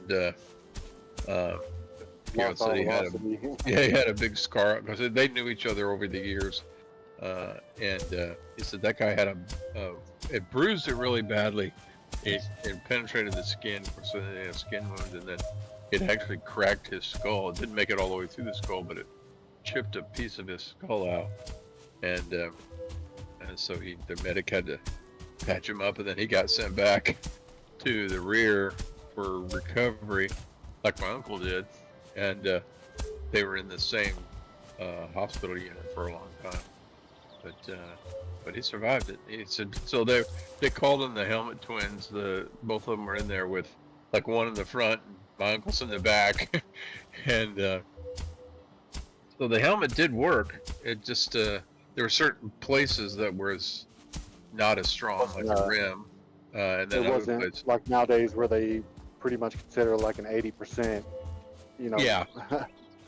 They acknowledge that the helmet isn't 100% because you can't ever say something is 100%. Exactly, especially with armor piercing rounds. Yeah, it just depends on the whole scenario. If dude's just throwing some like 5.5, what you got to understand, you know, NATO's using a lot smaller rounds. They're faster. Yep. But when you're going against foreign guns, you know, such as AKs, 7.62 by what, 4.5 or 4.3? Yeah. Dude, those are fucking chunks of metal coming at you. Oh, big. We have like little pea shooters compared to those. Ours is a 5.56. Yeah, I never did figure out why we abandoned the 7.62 standard. I think it was. I never understand either because whenever we were in the army and I went into weapons training, there was so many people, and most of the time it was black people. That's like, oh, AK-47s are far more superior, and then of course all the rednecks and white people were like, no, the M4 is more, you know, technologically advanced. Blah blah blah. I was like, listen, you got to think about it though. An AK-47 you could leave out for a year in the rain, mud, water, or whatever, and it will still shoot. Yeah, it's like the more reliable weapon. The Colt 45 of rifles, man. You don't have to know how to use it. You can pick it up and use it without any training. I mean, you can figure it out. It's that easy. And the thing about it is, and that's why it was made that way. I mean, the Kalashnikov, when he made it, it was a design choice to make it the way he did. because they wanted to do two things. They wanted to arm their troops with something with a decent fire rate and decent Minimum training. yeah, exactly, minimum training and a round that's gonna might not kill you, but it's gonna knock you out of the fight. And Yeah, it's gonna do damage through walls, through brick, yeah, anything. yeah, exactly. And but like I said, they had two things in mind. One was they wanted to sell it to Boy, places so good ammo. that they were trying to, you know, gain a diplomatic effort with. Oh, excuse me. Yeah. Have you guys seen the gun that The new Fucking- the new squad weapon. Nah, the one for the Royal Marines and British Army. Oh yeah, that's actually a The Knight modified. Stoner. But Mate, Isn't that a modified French weapon? I'm not entirely sure. I'm It not was like a really huge gun nut. controversial. Yeah, But it's like really the thing is fucking it lethal. looks. Yeah. Isn't it like it's a rear load though? It's isn't it? I think I remember seeing it. I just didn't It- ever catch what it was or. It can be But it configured had- with multiple barrels and fire chambers. It's Well, yeah. I mean, it's like just like it's the not you know. French. It's not French. It's like Dutch or Norwegian or something. It's a country that you don't normally associate with really good battlefield weapons. But this thing is amazing. Breaks down. You can modify it in all kinds of ways. Like the special forces guys are looking at them now. Like the SAS is the one that adopted it first, I think, and then the British SAS, Army. mate, the SAS is scary, man. Oh, those guys are so good. Yeah, But they, are you kidding me? I mean, He's The trying to- SAS he's trying to start a ruckus. So Like, yeah, fucking- so I'm a big fan of the Navy SEALs and also Army Rangers. I mean, the Delta guys are a mix of Them army, things, the but army's a bunch of pussies too. Cause my dad's a Marine Corps. My grandpa was. A lot of my family. oh fuck! I tell Marines. you what, there's nothing in this world better than a Marine rifleman. They, I mean, that's Marine pride, right? What people don't understand is like, yeah, there's certain divisions within our Army and Marines that in the Marine Corps that that's way highly outranks any type of average. Oh yeah, But at the same time, what people underestimate and don't think about is the backdoor civilian contracts. oh It's yeah, the people that live and breathe to snipe, to shoot, Yeah. to kill. They yeah, are literally legal bounty hunters that are off the Yeah. record, yeah. covert ops. Just they call them. They're literally called ghosts. I mean, those people are the ones that Oh, they're would have a scary. rivalry with other countries. Because other countries Yeah. have it also. Go right in the building. Sure. Okay. Yeah, in fact, the You go in the office. countries you wouldn't normally think Yeah, of yeah. have excellent special forces teams, and they're all being Yeah. trained now. They're all being trained in some way or fashion after the SAS training and the SEAL training. SAS and SEALs are similar in a lot of ways, and they feed off of each other. Like SEALs initially partnered up with SAS in training, and then later on when SEALs started to include not just demolition team, the teams, the UDT teams, but also then the advanced special ops training, which that's where SAS excelled.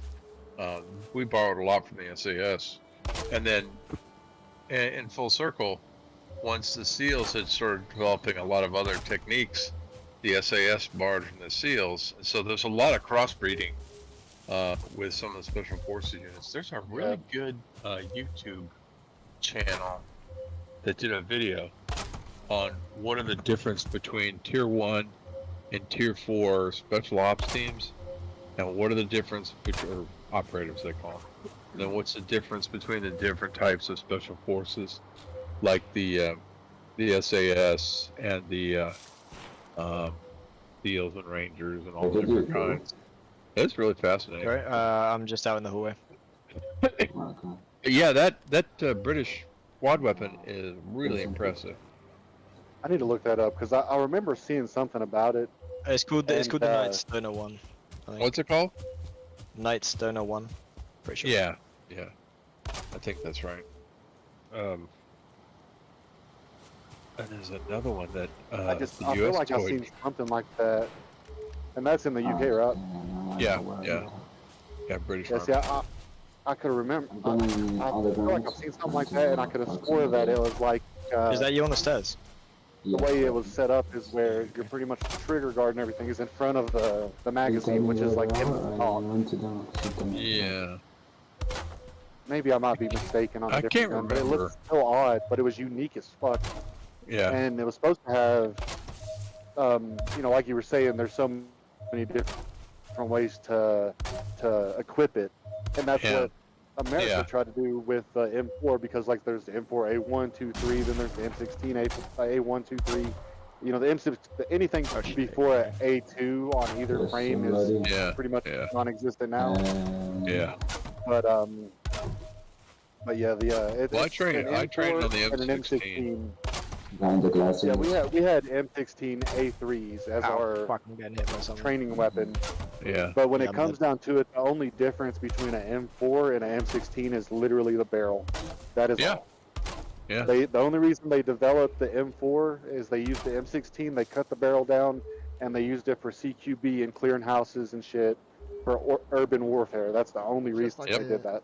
Like the M4 and the fucking M14. It's all the same. It's just different parts on Uh huh. it.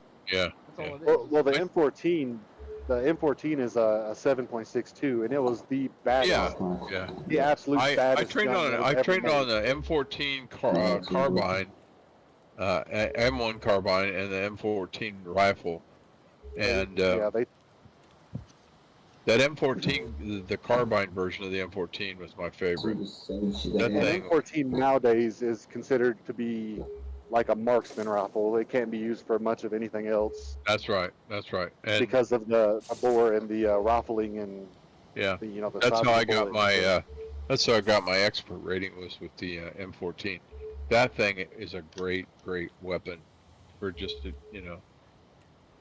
military usage. I wasn't It's in the not- military I like mean, it's you slow. motherfuckers, but Slow fire rate, but and those weird the clip that makes it, when you're out of ammo, makes this really high pitched sort of ding noise. And the first time that happened to me, I thought I broke something. I didn't know that was the indication that you're out of rounds. That scared the it's shit like- out of me. All it was the metal slapping the Yeah, exactly. carrier the to spring eject it, pushing so you that. could put Yeah, another. yeah. But yeah, you know, a lot of people's like, yeah, they did that so they knew when they were out. Like, no, they didn't. That's just metal on metal action, and it Yeah. happens to be at the appropriate time that you need it to happen, so you Yeah. know when to reload. The right answer is no. It wasn't done that way on purpose, but training, you learn that sound means you're out of ammo. But you should be means- counting your ammo anyway. Yeah, you should always, because I think those were only what, like 5 or 6 round I magazine, think or I can't not remember how many. magazine, but I think it was 5 rounds. yeah, it was only like a 5 or 6 5 round rounds. load. It wasn't much. I think later on they got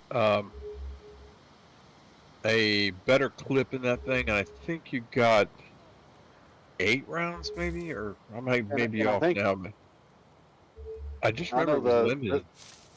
The very early ones, you top loaded it into the magazine, and then it Yes, would push yes. them up.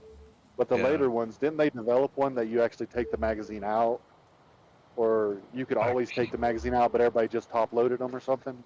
I can't remember. God, that's 40 years ago. There- they say yeah, when it's it comes trash to- top load it. I would say in the heat of battle, it'd be easier to just throw it through the top, you know. But I tell you, that there's thing. other guns like my brother. He I could switch out traded that. for. Yeah. I could switch out the ammo clip in like less than a second. It's, It's not very big. It's not like a 30 round mag. No. That, you know, no, it's there's like a it's little pocket mag. yeah, it's like a quarter of the size of the M45 mag, and you just, But of course, it's wider. It's like I've a, seen a it's almost few like a weapons pack that my of cigarettes, basically. a few weapons that my brother, my half brother had. He knew a lot of people that were into they were hired citizens is what they called themselves. Yeah. They were civilians with contracts with the military, so they would go Yeah. to wherever the fuck they had to go. Nothing was ever Mercenaries. really talked about. Yeah. Yeah, pretty much, but and that's why I thought it was so cool, but it was so dangerous, and you could just look at these guys and Oh, You- yeah. you knew that in an instant they wouldn't care to bury a fucking knife in your esophagus, No, and they then were they would hard just eat asses. macaroni and cheese. Yeah. Like, they would not care. They were really cool guys. They were really funny. Still had personality, but there was still death in their eyes It's constantly. like Blackwater. The ones that stay in Blackwater and survive Blackwater are Yeah, pretty it's- much stone cold killers. But I've seen like STG 44s, fully automatic weapons and shit that have been obtained and just Yeah. put back. And I was like, I don't even know what that is. And then you see it, and it's some little thin framed gun that was fucking ridiculous. I don't know the origins of it. I don't know anything about the weapon, but Well, a I've lot seen of it. those guys had their own master weaponsmiths that could modify weapons and create, squad specific mods that those particular squads want.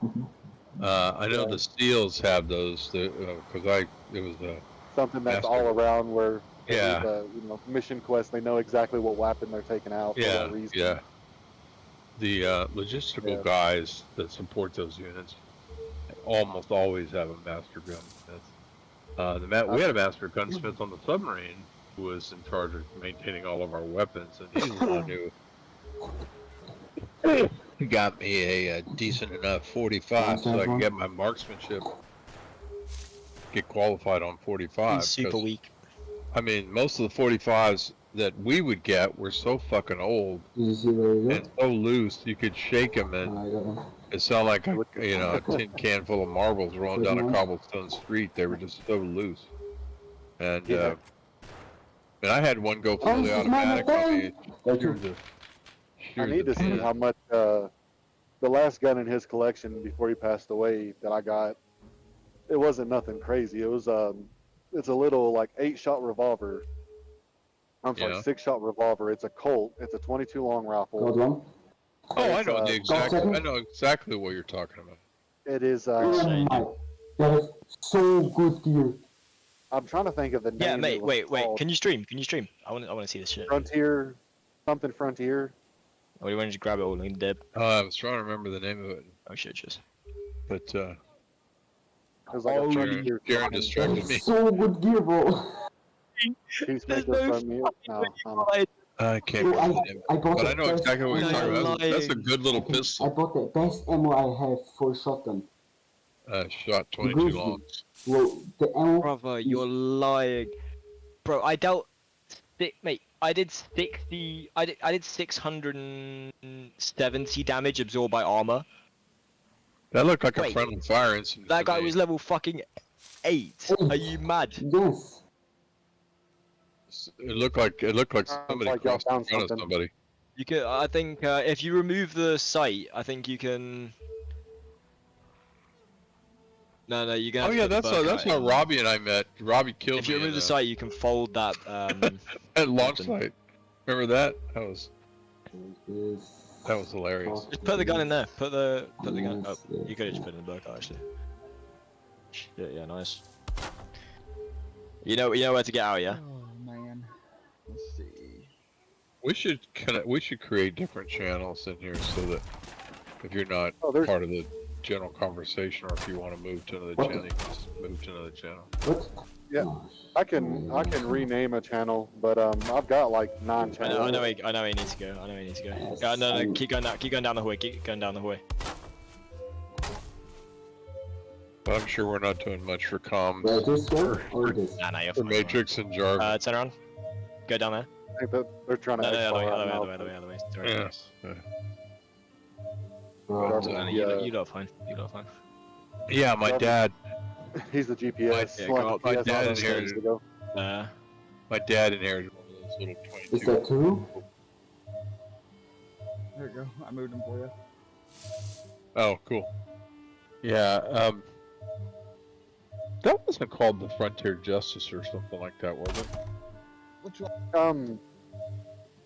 The pistol. It's. I'm not sure. I think Because it's that's the one that could. Peacemaker or Frontier That's the or one that could be something. retooled into a 32 caliber or 22 caliber or I want to say 40 caliber. Different models that you could order. Yeah. If it's the same one I'm thinking of, it's a classic go down 32 caliber police body, but it was slightly different. The grip was different. No, up. Ah, yes, I know where I need to go. I shot a No, 40 wrong cal, way. No, 0. a British, I go to 3. a 40 caliber British pistol once that was from World War II. Yeah, please That's chuck a okay. grenade. From. Fuck Oh, my, fuck! I think I had the fuck kick my of a mule. life, bro. No, dude. Who throws grenades, bro? Okay, I'm gonna move to a Whoa, different channel. bitch. Oh, bro, I need that gear so bad. It's too hard to bullshit. I did look at how much fucking. Well, I don't know if I'm still streaming, but like. There you go. Thing.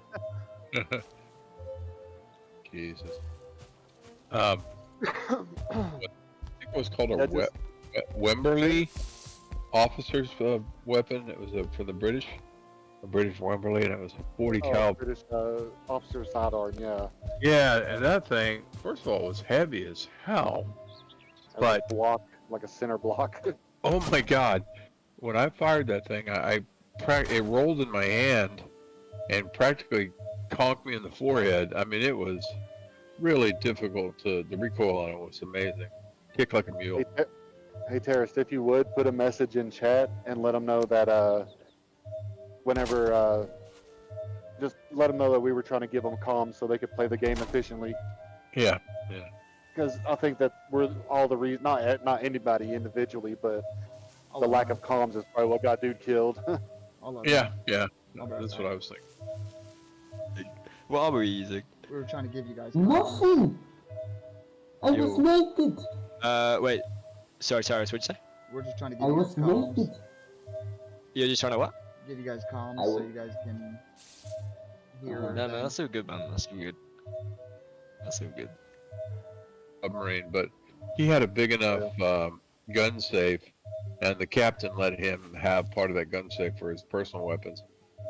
Because pretty much he's really important to the ship. He's the one that got us ammo. He's the one that kept all of our weapons battle ready, and Pretty he much was cleaned also on an the name is, excellent- yeah, he was also an excellent trainer, and he could also repair weapons. So he could order parts, put the new parts on. So. But that wasn't his 100% job. That was his side job. Like I had a side job of being on the fire control tracking party, and also a marksman trainer.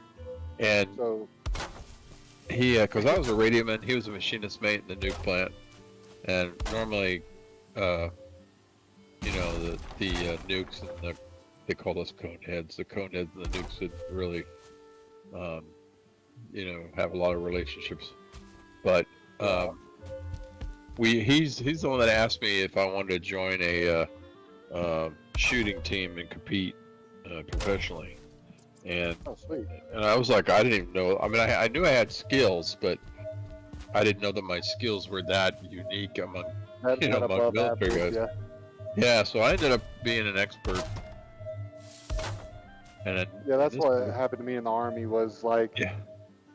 partially, like, I'm not going to say it was because of my experience with, like, gaming, but Mhm. I knew the basic knowledge of what it took to align the sights.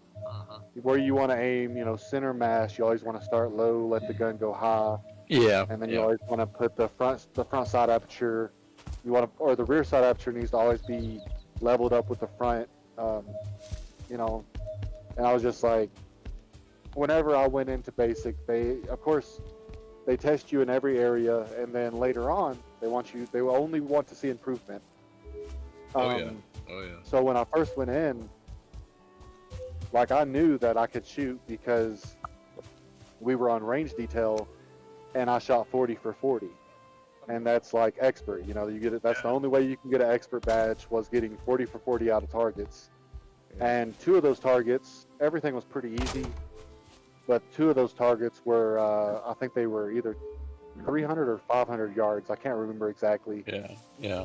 And so what a lot of people would do is they would be like, okay, well, two of the targets I'm not even going to shoot at because they're too far. So Yeah. like Yeah. your sight on the M16 when it lined up with something at that distance, it literally blocked it out of view. It was the exact size. Oh, because they were so thick. Yeah, I remember that. Yeah, yeah. So But there was a couple of tricks that you could use to overcome that.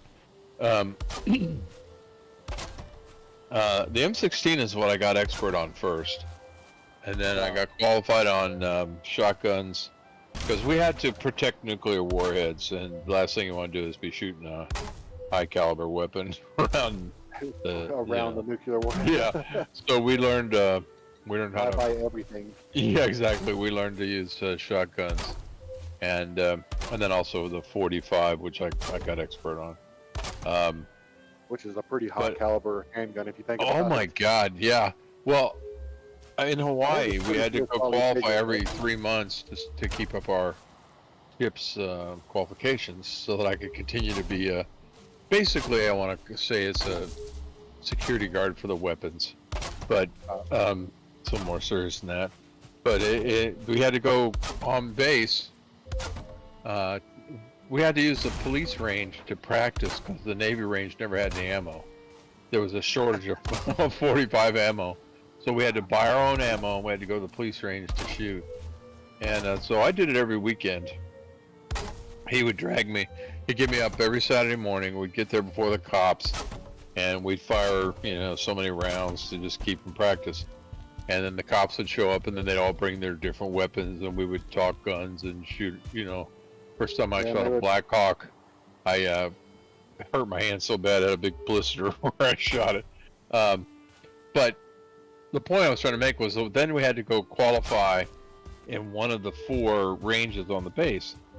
And one of the ranges was in a lava tube. I know this sounds strange, but basically it's just a big rock tube.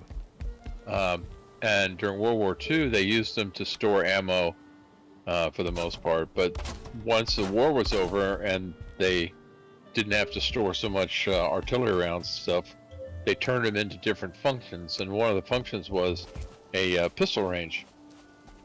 And you could get 4 people side by side comfortably and shoot down range and qualify. So so I had to show up to this thing to qualify. My first time qualifying on that particular base in Pearl Harbor. And I'm like, this is just too weird. I'm a little claustrophobic. I'm very claustrophobic now, but as a kid I wasn't all that claustrophobic. But at that moment I felt claustrophobic for the first time in my life being in this tube. Because you're locked in this tube behind a big metal door and bulletproof glass window about the size of a 2x4. And it's just really oppressive in there. But anyway, the instructor came in, brought out the weapon, turned over the weapon, turned over the ammo, got all loaded up, and then they have a little audio speaker. He stands behind and looks through the glass and, puts you through your paces. Well, I made it through the first slow fire rounds and did real well. And then we have to come to the rapid fires section of the test, and the targets go back a little more, or come forward a little more, I think, actually. And I got in a position, so he went back behind the glass and was getting ready to have a start.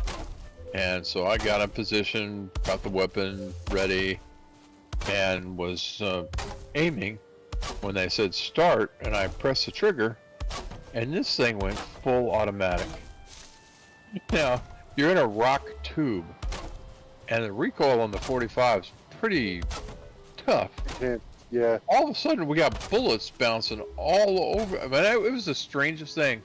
As soon as it happened, instinct told me to get down, and I just threw myself on the ground. And these bullets are ricocheting all over the inside of this tube because the gun, first of all, went above the target on the second round, and then just kept climbing.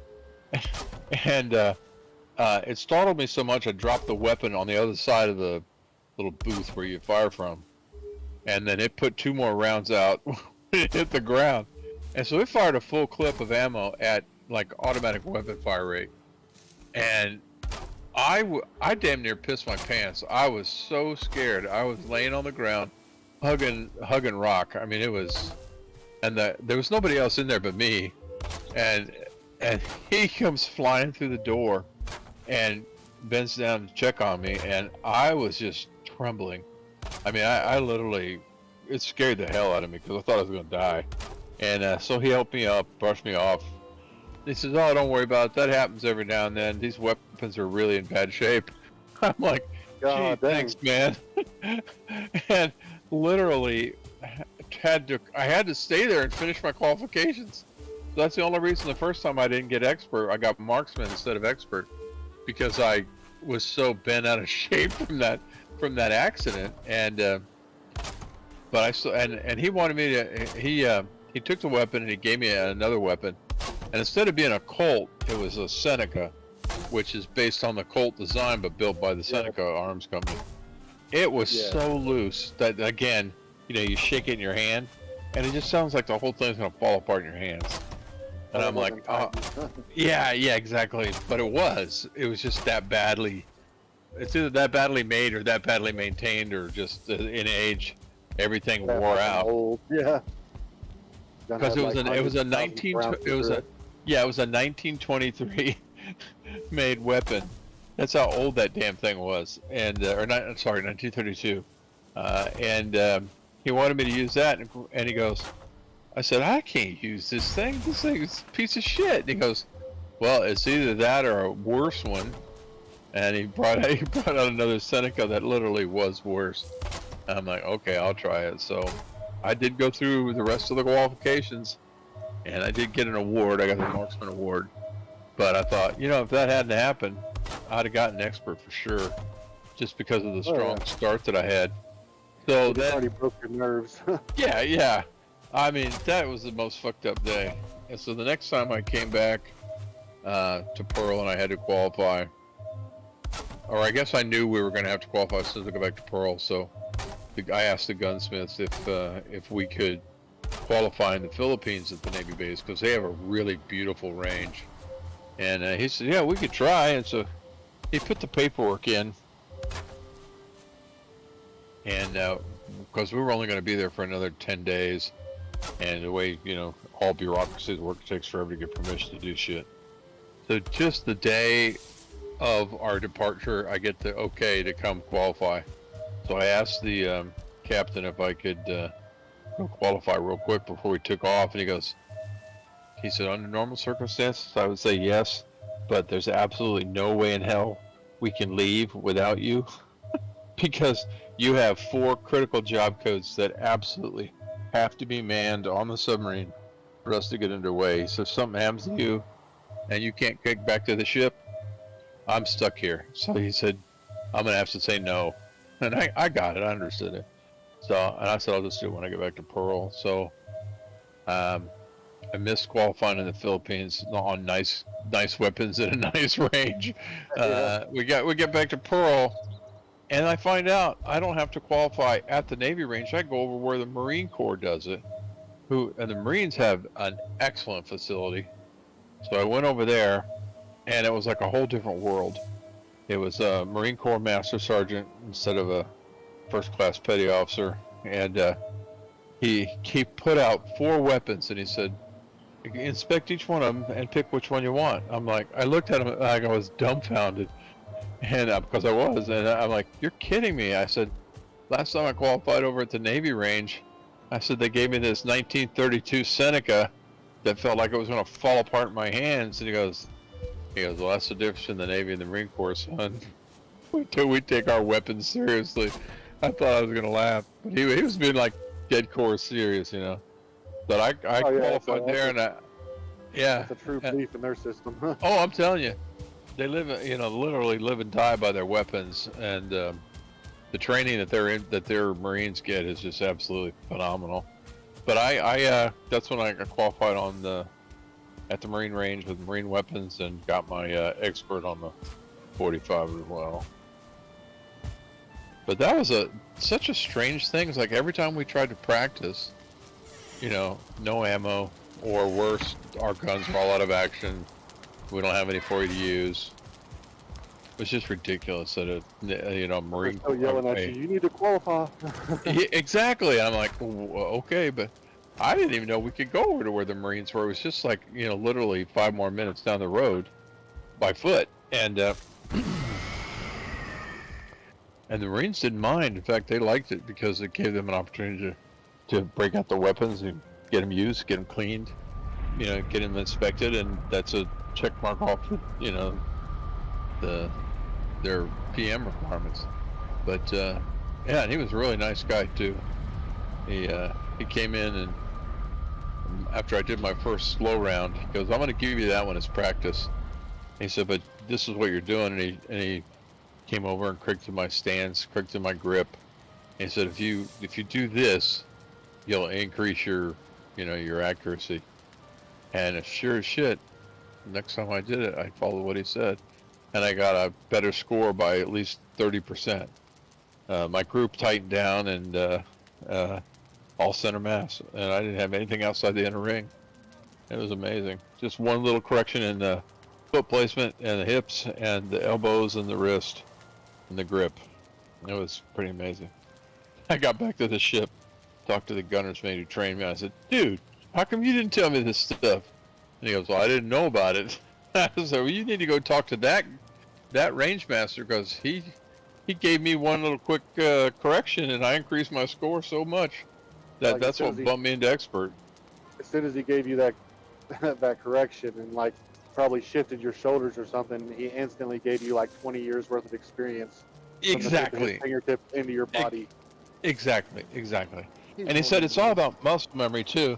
He said if you remember to go through that mental checklist in your head each time you step up to the firing line and follow those tips I gave you, and he said if you do it every time, eventually it'll be second nature and you don't even have to think about it. He said that's how we train good infantrymen. Because he said, you'll see us, we'll be going from soldier to soldier, well, Marine to Marine, and adjusting there, you know, like the prone position is the one that I always had big problems with. At standing and firing, I didn't have a problem with, but in prone position, I always had my hips wrong, my legs wrong, my feet wrong. Yeah, you know. got to stay off your toes, and you got to put your ankles on the ground. You know. Yeah, exactly. All those things they teach you in boot camp, which I had learned, but by the time, you know, keep in mind, this is, you know, I'm out of boot camp by 3 years by this time. I've forgotten most of that shit, because I'm on a submarine, for Christ's sakes. I don't get to fire a gun except maybe twice a year in qualifications, and no practice time on the M16 at all. And, what was the, let's see, how do I say it? Like the,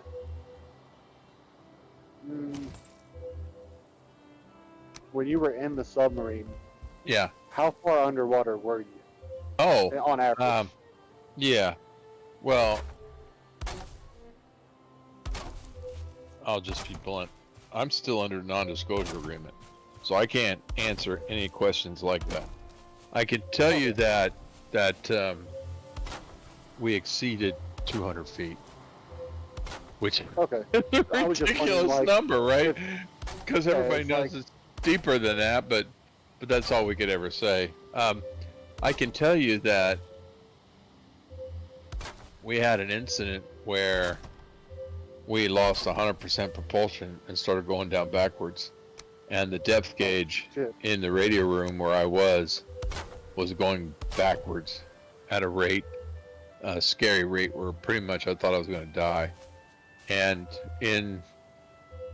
this is public knowledge for anybody that has access to Jane's fighting ships. You have ranges of feet depth, whatever you want to say, that the submarine can stand up to. You have what's known as theoretical depth, which is the engineering theoretical maximum depth the ship can go before imploding. Then you have test depth, which is the maximum that the ship tested it too. Yeah, exactly. As it comes out of the shipyard, it goes through quals, and during quals they test to somewhere above theoretical depth, and that establishes test depth, the deepest that you've gone without going to theoretical. And then you have, you know, operational depths. which are the depths that you normally operate on, which you can't talk about Yeah, at it's all. gonna be an everyday average.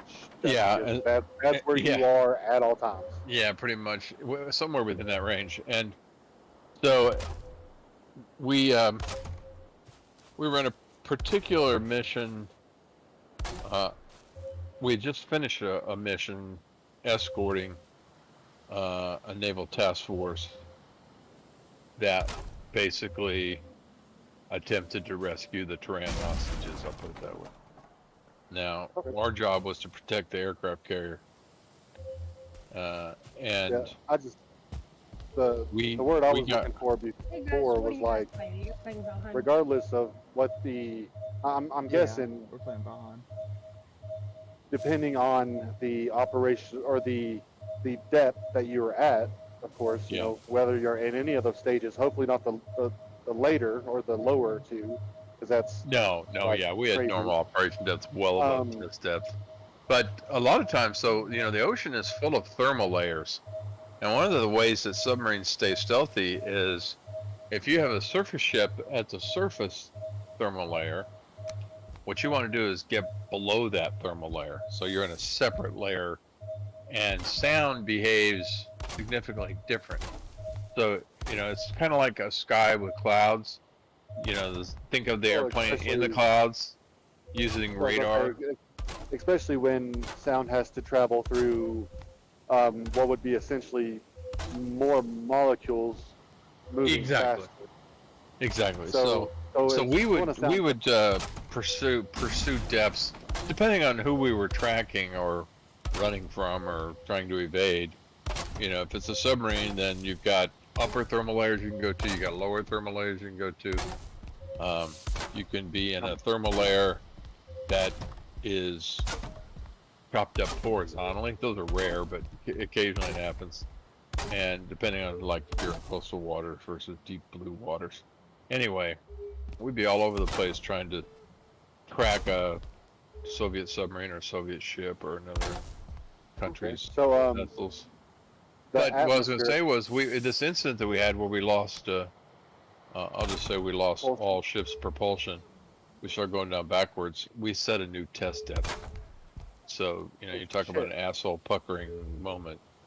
It's Yeah. something that you didn't want to be a part of ever. Not even close. Yeah, it was so traumatic that almost everybody I know from the ship who was part of the crew at that point had to have some kind of psychological counseling after they got out of the Navy. Yeah. Like I ended up with, because almost, I mean, before we knew it was called PTSD, we all suffered some form of PTSD. Yeah. I got out in '82 and I went to Houston to work in the oil fields, and I kept having these really terrible dreams, and I was not getting any sleep, and I was always irritable and lashing out at people and stuff. It was just a really bad time for me. Couldn't figure out what the Because hell was oil going goes on. for secondary backup out of the military. That's Yeah. crazy. And I Most was in a stressful job you could ever get. Yeah, I was in a bar, which resulted in a bar fight, and I got badly injured. And while I was getting repaired, and recovering from that, I met a guy who had been in shit. What's the name of that? He was in Nicaragua in the oil fields. He was a contractor, and he was part of a team that was helping the Nicaraguans, helping protect Nicaraguan oil fields, which are basically being run by U.S. companies. And he had been in several. Defending against pirates and shit. Yeah, exactly. Rebels, all Oh yeah, that's other what they call other them, countries' pirates, but- militaries. I mean, it was insane. And he'd been in Vietnam, and he was a Marine in Vietnam. He'd been in something like 8 tours in Vietnam. So as he said, he was broken for any other kind of work. I mean, literally. Yeah, So he couldn't comprehend a desk job, or that was him. yeah, What yeah. he was doing is the only thing he was certified to do for life. Exactly, and so he went to work for a company like Blackwater, and they were the contracted security force for the one of the American oil companies. I don't remember which one it was now. I used to know Standard, I think, at the time.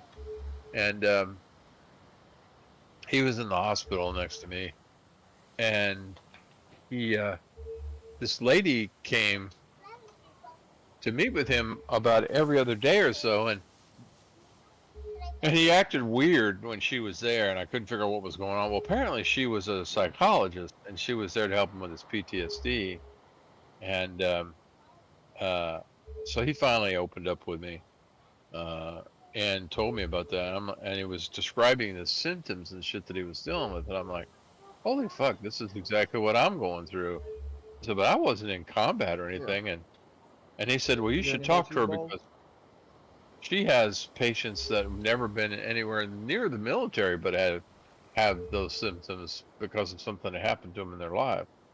And so I took him up on it. I contacted the lady through our employee, I forget what they called it, employee assistance program, and they connected me with her, and she evaluated me.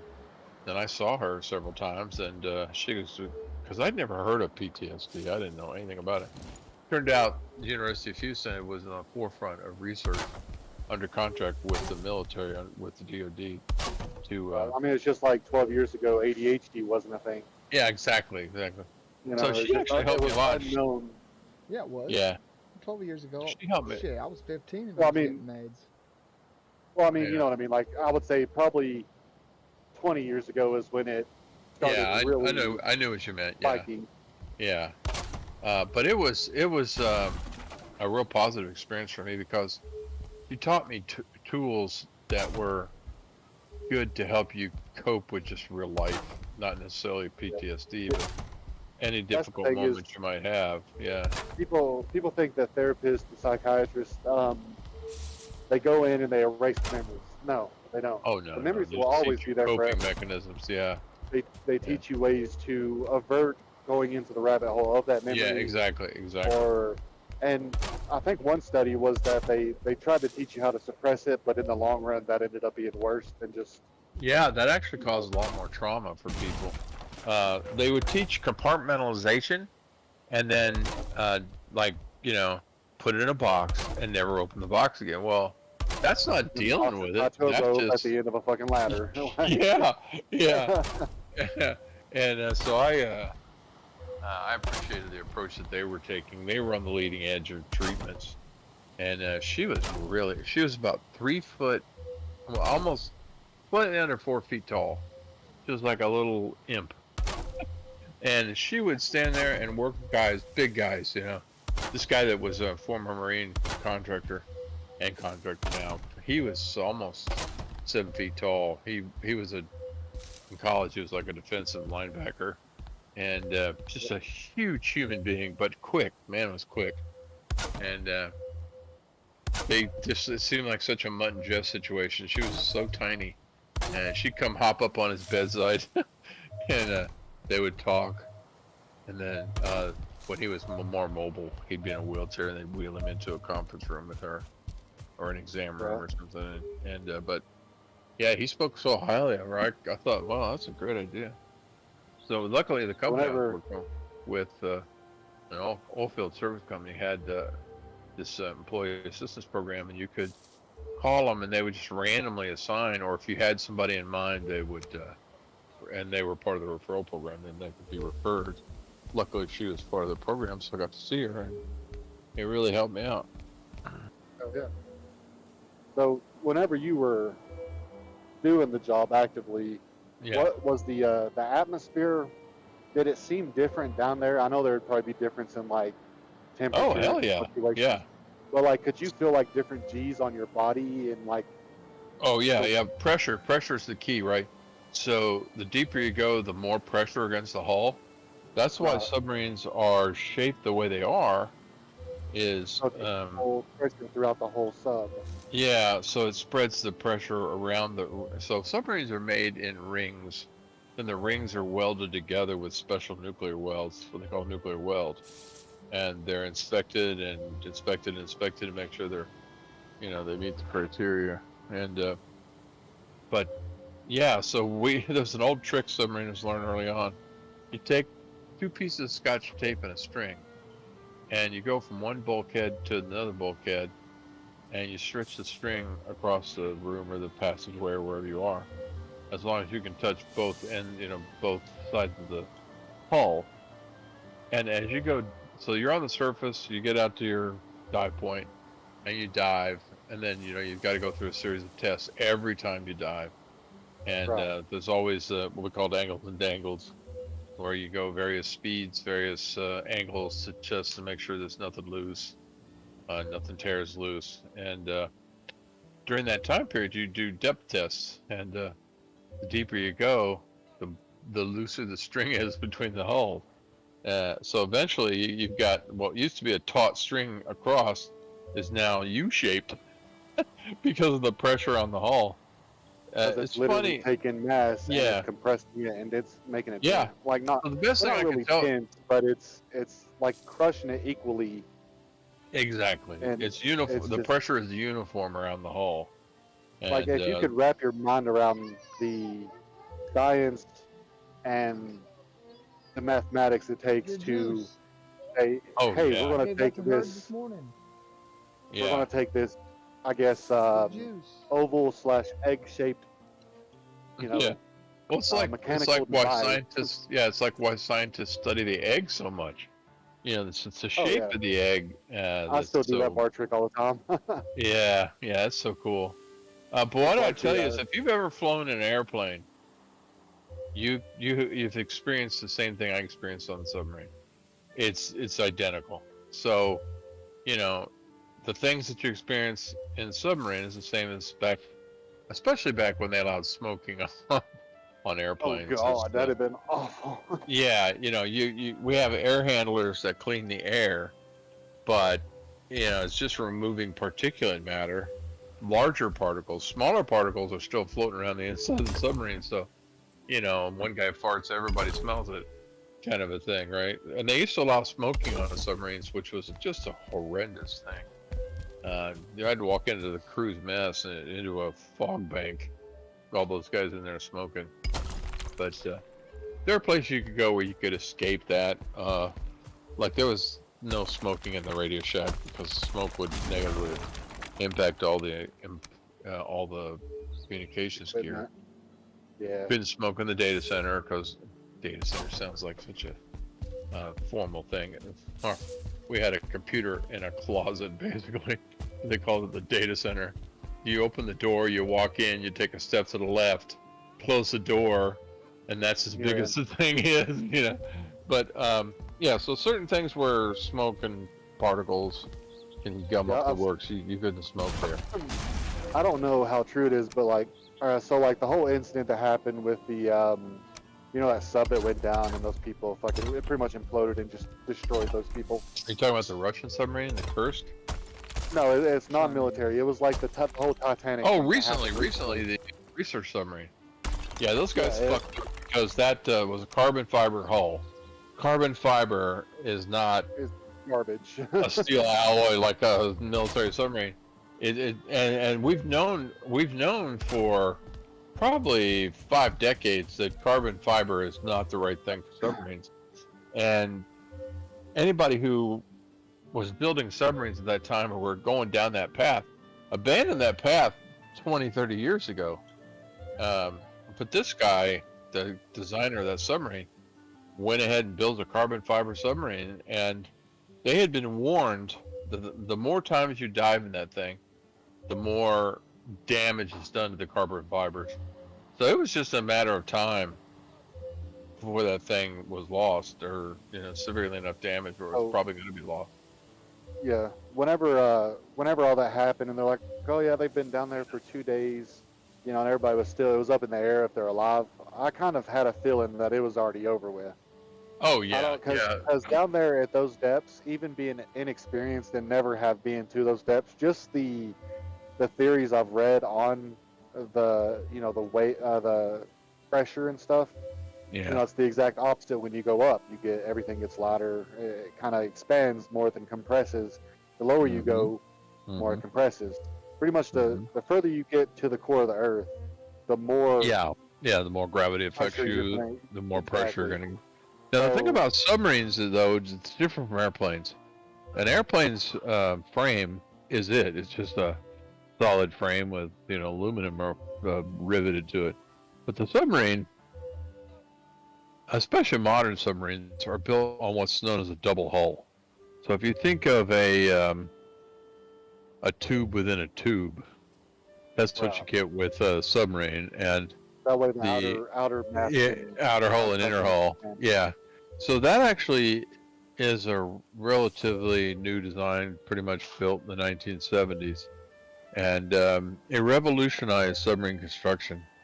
And it made it Right. to where the submarines could go deeper without experiencing the same sort of pressure issues that they would have in the old World War II submarines. And so, some of the weirdness that we would have experienced in the older submarines were no longer there for, It wasn't a threat at modern all. It wasn't even thought sub-sailors. Yeah. about.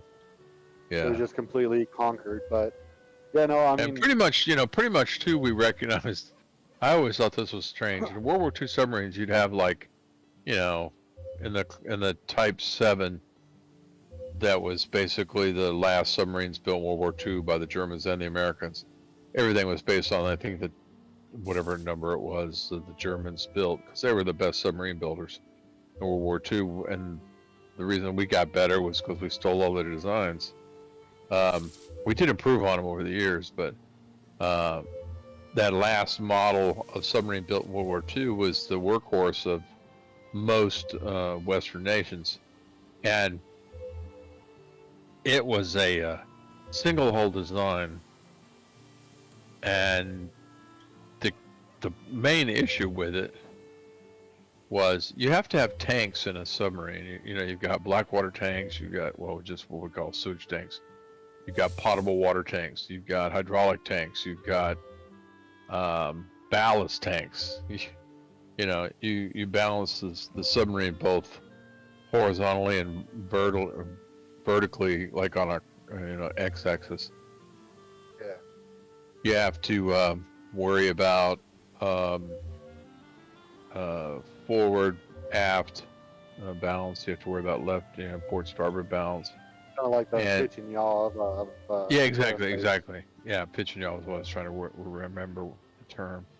And so you have to pump the fluids in these tanks around to equalize and to control the starboard list or the port list or the the depth or the rise of the submarine. And you've got to penetrate the different the different tanks with to be able to move the fluids in between.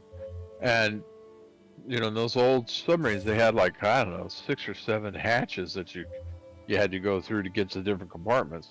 Well, in modern submarines, they pretty much realized that if a modern submarine is going to have water inside of it, it's going to be lost. So we have one hatch between the nuclear spaces and the bow section. And that's primarily if there's flooding in the engine room, the people forward can still survive. And vice versa, protect the reactor if it's in the front. But it's such a ridiculous concept. I mean, it's such a departure and what appeared to be a ridiculous concept that a lot of submariners quit. They didn't want to be on a submarine that didn't have multiple, watertight compartments. So those guys retired or left, didn't re-up.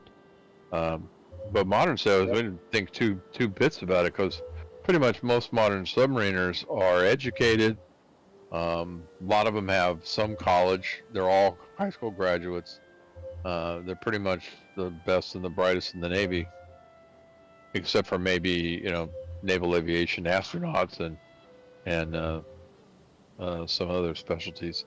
But in general, they're the best and the brightest. And so intellectually, they get it, right? And so we don't really ever think twice about it. The damn thing was a pain in the ass to open and shut. That was the only thing anybody ever got reminded of. So why it was there was, you could go from that forward to aft if you didn't have to go through that hatch, like in lickety split, you're there. But once you get to that hatch, it takes like 5 minutes to open it and close it, and to make sure that it's correctly, tightened down, and so that it's not a detriment. But yeah, that's probably the strangest thing that people had to deal with. That and using the toilet, so the septic system is a bit of a treat because it's pressurized. The tanks are pressurized, so what you have to do is I'll use the urinal as an example. There's water that has to rush into the urinal to clean it and to go down the drain. The drain also has to drain your urine. And so you have a lever and like a water spigot on the outside of your house, one of those little dials that closes and opens I forget what that's called, but the type Just of a valve. Yeah, it's just like a cylindrical valve. And what you have to do is you have to close the turn off the valve and close the lever, and now it's ready for you to take a piss. When you're done pissing, it collects at the bottom of the urinal.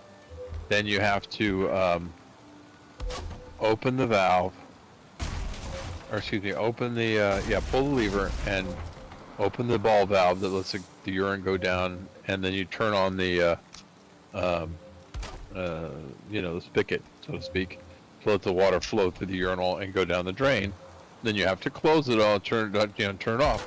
But you also have to know and trust your shipmates that when they're blowing the sanitary tank, in other words, they're putting high pressure air to blow all the sewage out of the tank. Now, usually you're in port when this happens, or next to a tender, and there's high pressure lines connected to these valves in a special place on the bow of the submarine, to where when they put the high pressure into the sewage tanks, it blows the sewage through these valves and into the hose and over to a collection, basically their floating tank, or directly onto the tanks on the submarine tender. Or if we're in port, they're just big tanks on the dock, and they get emptied like any other septic tank would get emptied. But if your shipmate forgets to tag the urinal or the toilet, and you go to use it, and they're pressurizing the septic tank, all that sewage is going to go back up the urinal or the toilet and blow out into the head, and it's not a good thing. Or if they forget to, it's literally a shit detail after that. yeah, you've heard of shit storms? That's a shit storm. It's like a ship typhoon. Shit typhoon is horrible. I saw one of them one time when we were next to a tender. They were going to pump the tanks overboard to the collection tank, and I don't remember what the hell the guy did, but he either didn't tighten the valve correctly, or he forgot to put the hose on it before he pressurized the tank. So the valve was open, but I think the valve was open, there was no hose on it, or he didn't tighten down the hose. But the captain of the submarine tender and the base commander were standing at the rail where we have a big what they called the basically it's a ladder with two sides and rails that went from the submarine to the tender into an open hatch, so that we could freely go between through the tender and get on the shore. Right. And that's right next to the point where the sewage valves connect, and the guy had forgotten to secure the valve and the hose correctly, or screwed up, and he radioed down to pressurize the sewage tank, and it blew shit and piss and water up about 30 feet into the air in this like geyser, and it just completely covered the side of the tender, and the majority of it hit right where that admiral and that captain were standing.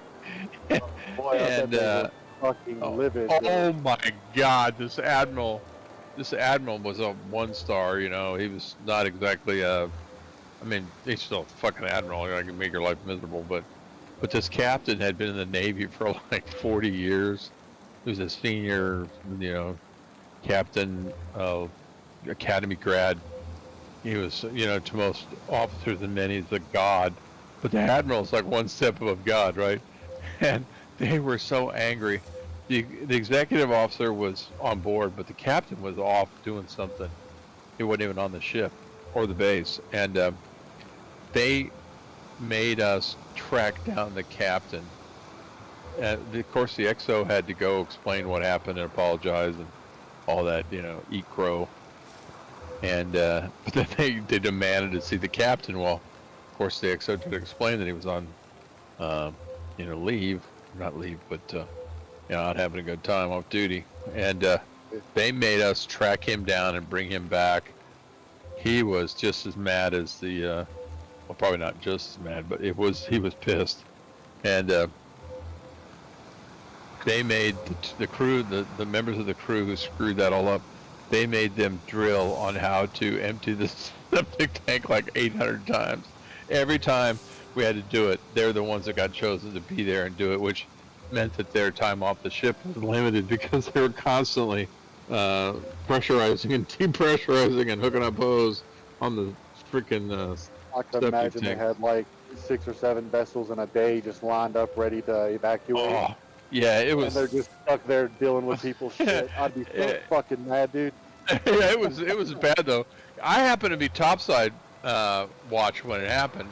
Thank God it was time to raise the flag, because you have to go down to the aft of the ship to raise the to raise the jack, and I had walked away from midships where the brow is. The brow, that's the word I was looking for that bridge to the tender. And you're the security guard basically for the submarine. You're the first line of defense, and you know, you register people on and off the submarine, that kind of stuff. And there's like a little podium on a pole that plugs into the deck of the submarine, and you got your sound-powered phone and that kind of stuff to communicate below decks. And I'd gotten told to prepare to, you know, lower the flag. And I had just walked aft to the waterline where the pole is that has the flag, and I was waiting for taps to play, and that's when I heard this. I'm like, oh no. I turned around, and literally all around me, I didn't get any on me, thank God, but it just was everywhere. I just stepped out of the line of fire just enough where I didn't get any on me. But then I realized, oh shit, I remember seeing those officers up there. Because basically the shore officers are the worst. Submariners have a really relaxed uniform code. And if you're not, when you tie up to a tender, you're basically subject to constant reminders of how unseamanly you are with your shoes, your hat, your whatever. And so I was always trying to be ship-shape when I went up there for duty because I didn't want to endure that shit. But I remember seeing him thinking, oh, thank God I shaved or whatever. Then I would put it out of my mind. And then the first thing I did when I saw what happened was I looked over to the brow, going to the tender to see if anybody got caught in it. And I saw these two, and they were just standing there stunned. I don't think it had even sunk in yet.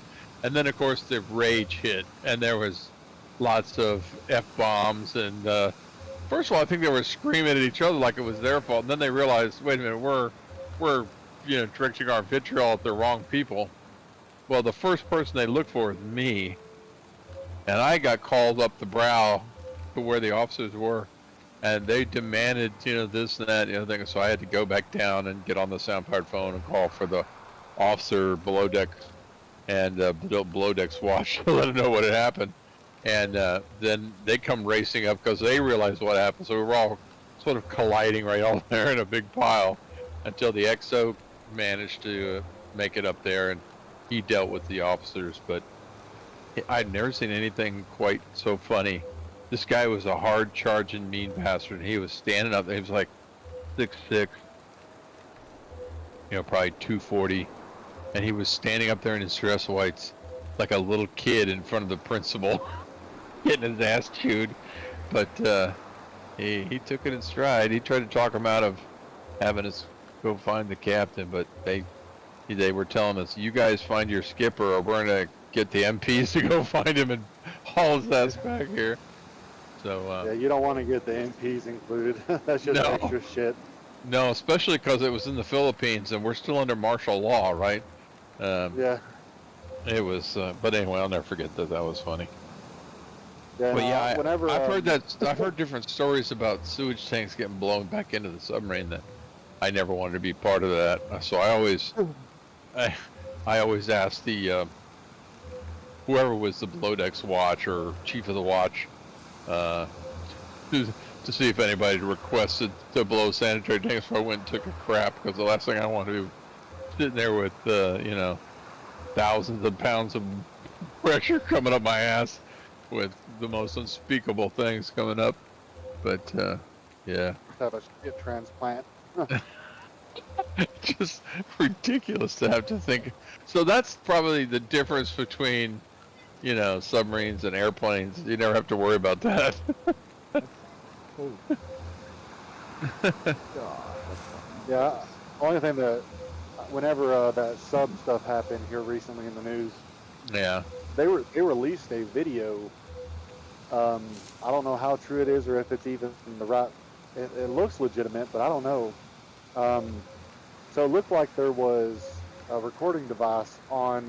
They had like a airline going into the sub, yeah, and I guess it was just kind of pumping air to the sub. yeah. That's a standard rescue technique. Oh Yeah. shit, So apparently there was video footage of what happened, and all at once, all you see is the sub go down, and then you see all the lights die, just completely goes black. But Yeah, it's weird because they're still in the latter part of the ocean where you can see, yeah, um, and all you see is the whole fucking submarine turned into, like, if somebody had it on either side and it was a Coke can, and it yeah, just crushed, yeah. and then all you see is like this murkiness come out of it, like, and it's blood. You Oh know it yeah, is. yeah, yeah. And It's I watched that video like 30 times, and I just sat there and I tried to comprehend. Like, these people knew for a good 5 to 10 minutes that it was done. Like, they're done. oh yeah, yeah. When it happens, the pressure change is so violent that you get turned to mist. It's basically everything. The air is superheated. You're just. I mean, it happens so fast that you never know it was coming. But the worst part is, if they had some sort of failure and the submarine had continued to go down, then it's coming. If they land on a shelf, you're okay for a certain time, but if you shift on that shelf, and because like a lot of times those areas are unstable and break away, and the submarine can continue to fall. But Right. in either case, it's just not a very good scenario to be Well, it experiencing. was like I started going through, and I've been, watching videos. I like everything about space exploration. Yeah, yeah, Airspace, anything underwater is fascinating. Um, yeah, and one of the things that I've always caught myself wondering is, like, what's the worst way to die? And I was thinking, I seen a movie, and it was on like Hulu or something, but they were like space explorers and stuff. And the worst way, in my mind, to die is to be fully cognitive and know that you're dying. But you can't, yeah. It's like there's nothing in your just be dying. control that can stop it. Yeah, So, like, for instance, in this space movie I watched, this dude, he cut his suit, so of course, it started depressurizing, all the Yeah. air was gone. So he threw the guy into the hatch, and when he threw the guy into the hatch, him pushing the guy and zero gravity, force upon force causes opposite reaction. Yep. So he pushed the guy, it pushed him away from the space station, and then he just slowly floated backwards. Oh And God. in that moment, my mind went to somewhere so dark. I was just like, what are you going to do? Call somebody? There ain't Oh nobody yeah, out there. yeah, yeah, Like there, Yeah. and you know, the only hope you have, and it's actually a higher hope. You have a higher percentage of some sort of extraterrestrial coming and finding you and pushing you back towards your station than you do of survival. yeah, yeah. That's how fucked you are. Like, and there's so many zeros in that equation. You know what I mean? Like, Yeah. it's just like you're slowly drifting away. There's nothing you can do. All you can do is pretty much give your last will and testament of life. And I guess the only thing you could do is probably just take off your helmet and instantly explode, freeze, Yeah. Yeah. whatever the theory is on what happens when you're I think you would be pretty much burnt to a crisp since there's no top of Well, I think it's solar shield. you're basically gonna freeze to death. It's so cold in space. There's no warmth at all. It's just Yeah. you know, Well, they you might as also well. say like there's zero pressure, so you're not going to just burst. Right. So Right. I don't think that's it. No, but- it's pretty much you're gonna freeze to death. Yeah, you're going to either freeze or if any type of solar rays Yeah. or, you know, depending on where you're at. It could be I don't radiation know. death too, but mostly Yeah, I the was gonna the suits have limited protection against the worst of the neutrinos Radiation. and things.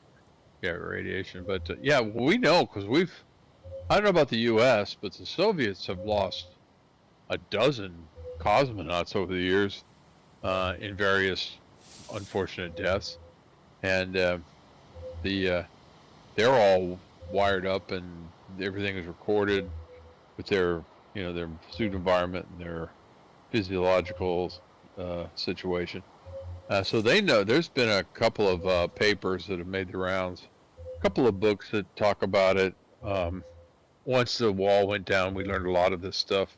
Once the what's it called, Rostakov? No, that's the name of the guy. The Soviet space program has a name, but I can't remember what it's called. But yeah, once that all became, I don't want to say freely communicated, but at least it was easier to find out information.